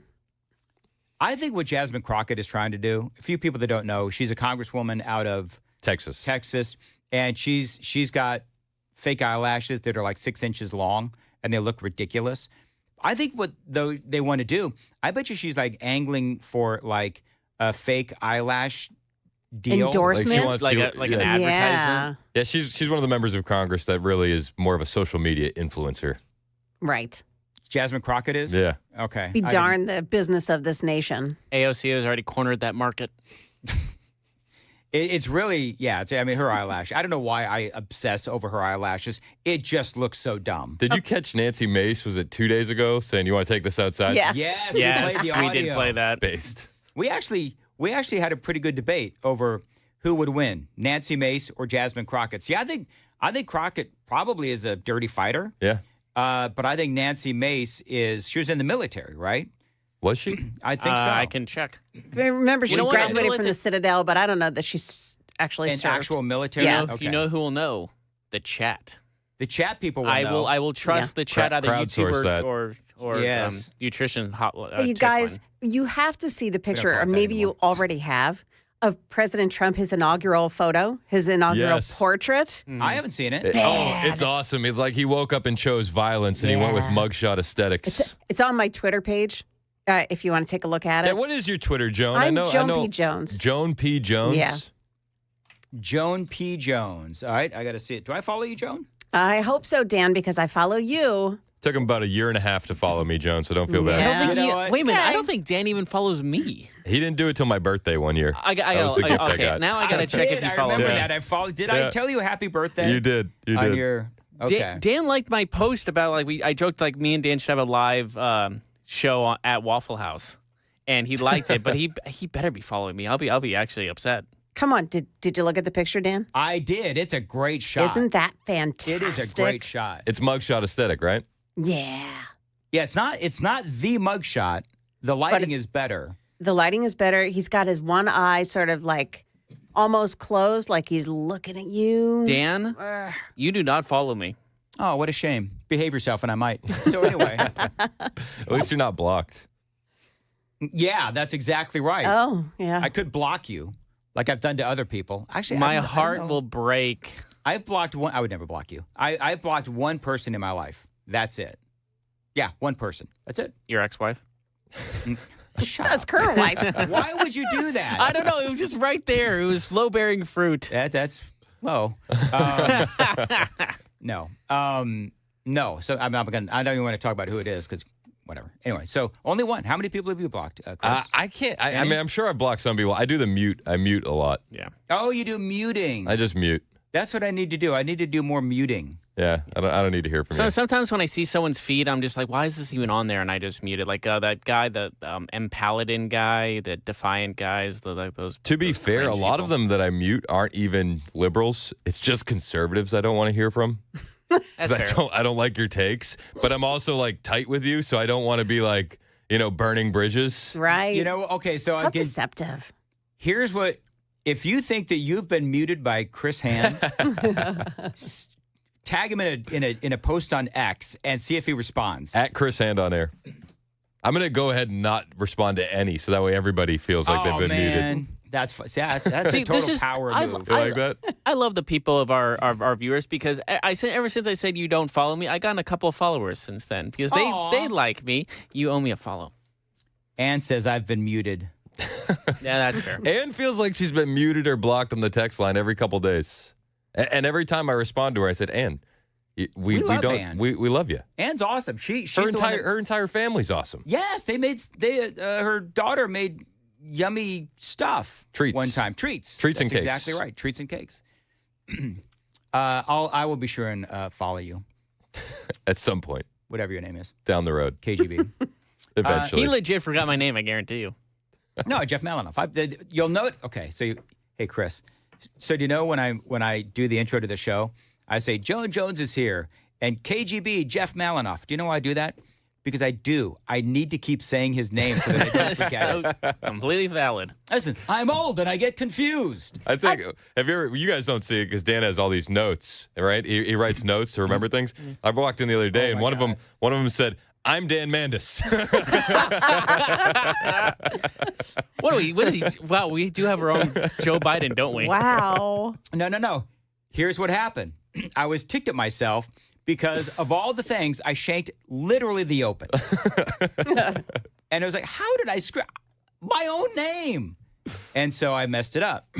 Somebody, I think it was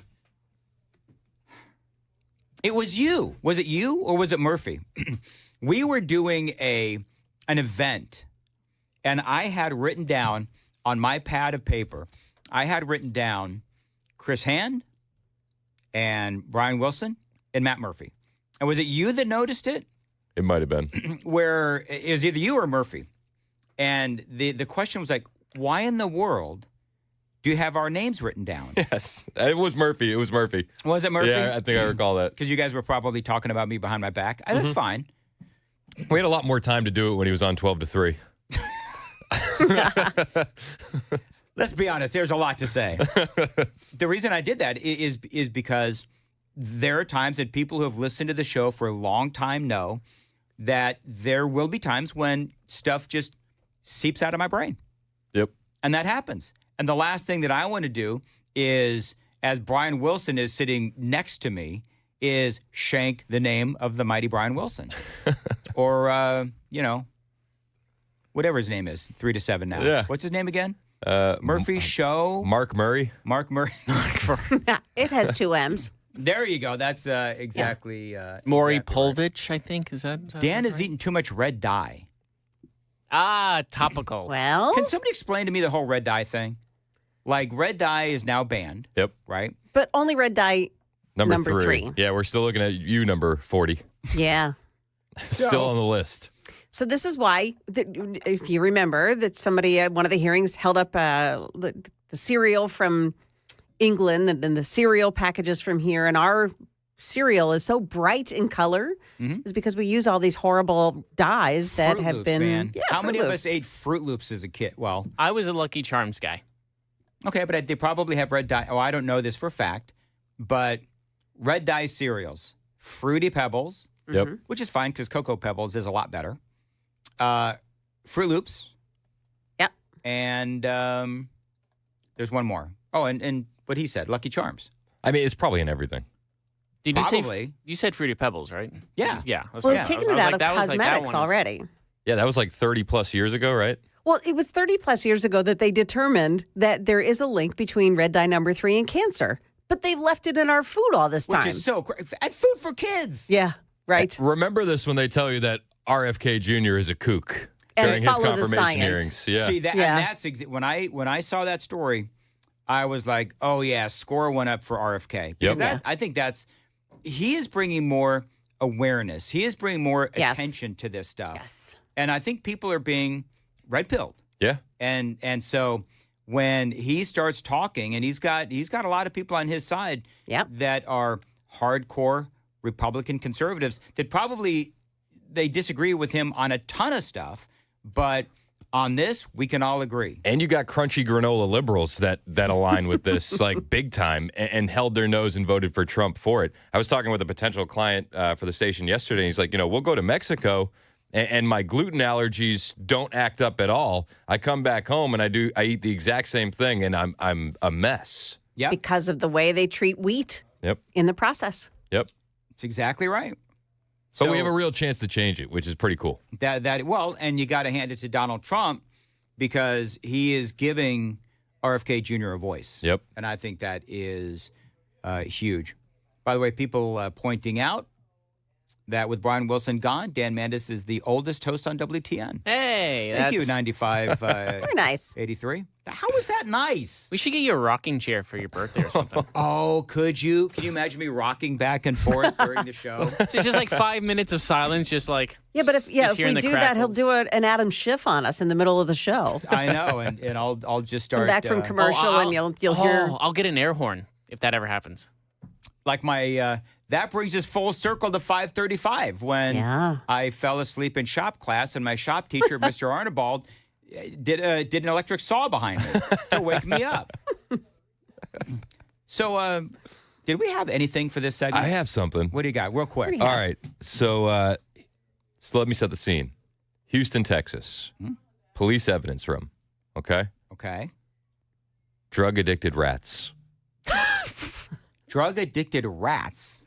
There are rats that are eating the narcotics that are seized and stored by Houston police. Oh, my goodness. So you just described the second, the sequel to Ratatouille. Yeah, I wasn't. Yeah, exactly. I wasn't talking about the informants at the Houston Police Department. I was talking about the actual critters in the wall. Long-tailed rats. They're the Houston mayor, the Harris County District Attorney, and the Houston Police Chief announced new steps last week to dispose of drugs and other evidence kept at police headquarters downtown, because the stuff that's been sitting there for decades is attracting rodents, and they're eating it.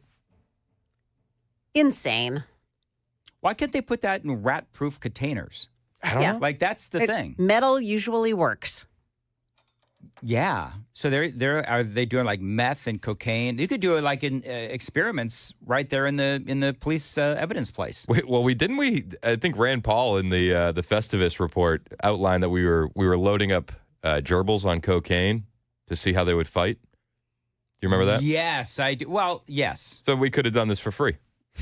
We absolutely could have. We could save some money. Just set up some cameras. Like millions, right? Yeah. Wasn't there one, too, where they were talking about where they wanted to get a couple of, I don't know what they were, amorous, and they had them take drugs, and they wanted to see if it made them amorous. Do you remember that? No, you don't. You're looking at me like you don't remember. Joan, you remember that? I do not. What year was this? Define amorous. Oh, my goodness. Really? Yeah. No, he's trolling me like he did yesterday. He oh knows my what God. amorous is. I was talking to Chris after that, and I was like, that was the funniest thing we have ever done. Because you were buying it, and I was just I couldn't handle it. I said I didn't know what Marco Polo was in the pool. The guy with 4 kids under the age of 10. Yeah, well, I've never heard of it. That was funny. The fact you committed to the bit was the best part. The best couldn't. part was you looking at me and like bewildered. You sold it, man. I You did. just Yeah, I hit you with the no sell. Like I don't know. If you missed that moment in yesterday's Acting 8:35, perfection.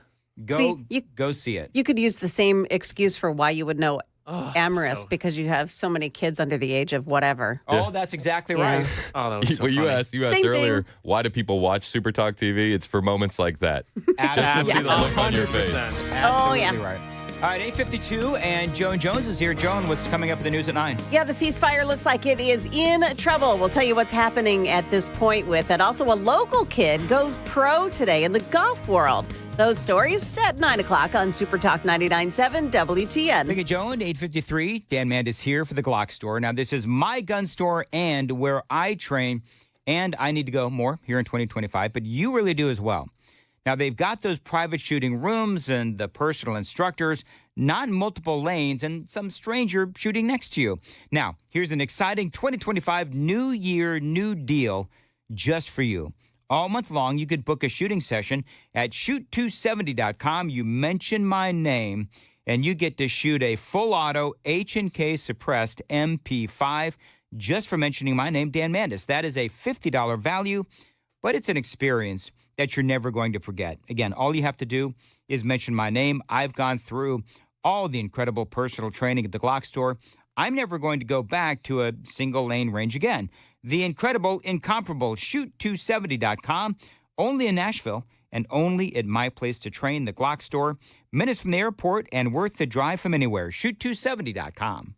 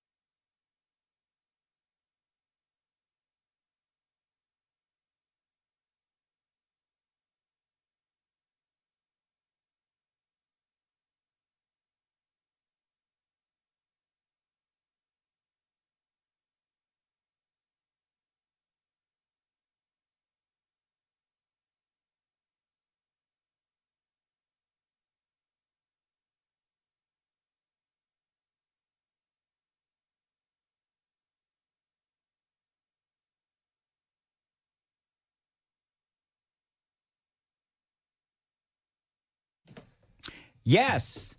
Let's go. Eastbound 40. Heading to Mount Juliet. That's what I'm going to be doing. We were talking about red dye, and somebody on the text line, 6276, said, Dan, do you remember the pink poop Frankenberry scare? No, I don't. In the 1970s, Frankenberry cereal came out, and a lot of parents freaked out because their kids were having pink poop. So they thought that they were bleeding internally. Yes. These are the dyes we need to get out of there. Mm-hmm. Although, to be fair, the same thing can happen if you drink beet juice. Beet juice? Yeah, it's happened to me.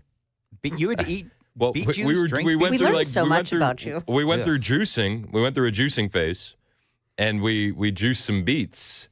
And I didn't think about it for a couple hours, and then I kind of freaked out. Oh, my God. But they were not artificially colored, right? They were just... No. Okay. It was actual beets. Yeah, so beets are like purple, right? It was red. It was like dark red. I've told my beet story before, but it's appropriate here. Joan, I don't know if you've heard it. When I was a kid, when I was like 8, for whatever reason, my parents, both my mom and my dad, they agreed on nothing after they got divorced, except force-feeding their child beets. So they kept giving me beets, and I hated them. To this day, I can't eat a beet. I do too. As a kid, I threw my beets behind the couch in the family room at my dad's house, and that led to an army of ants that I still remember to this day. And smell. My dad looks behind the couch, and he's like, I remember this. My dad never cursed. He cursed up a storm. Who the beep put these beets back? And I, of course, blame my brother. And That's hilarious. And my brother looked at me and he said, no, Dad knows that I actually like beets. It is a joke to this day. That's hilarious. The only thing that I got two visions. I got the vision of those ants on those old beets and my dad's face absolutely red and yelling. You're saying it's red as a beet? Was he more disappointed about the beets behind the couch or your fandom of Ozzy? That's a whole different conversation. I think he was more disturbed by my fandom of Ozzy Osbourne. Okay. Yeah. Which came Are you sure later. he wouldn't be disturbed by your favorite band, Disturbed? See, no one got that. Does no You're one listen to right. Disturbed? That's a good band anyways. Welcome to my world, Malinoff, when nobody laughs at my Wow. jokes. Crickets.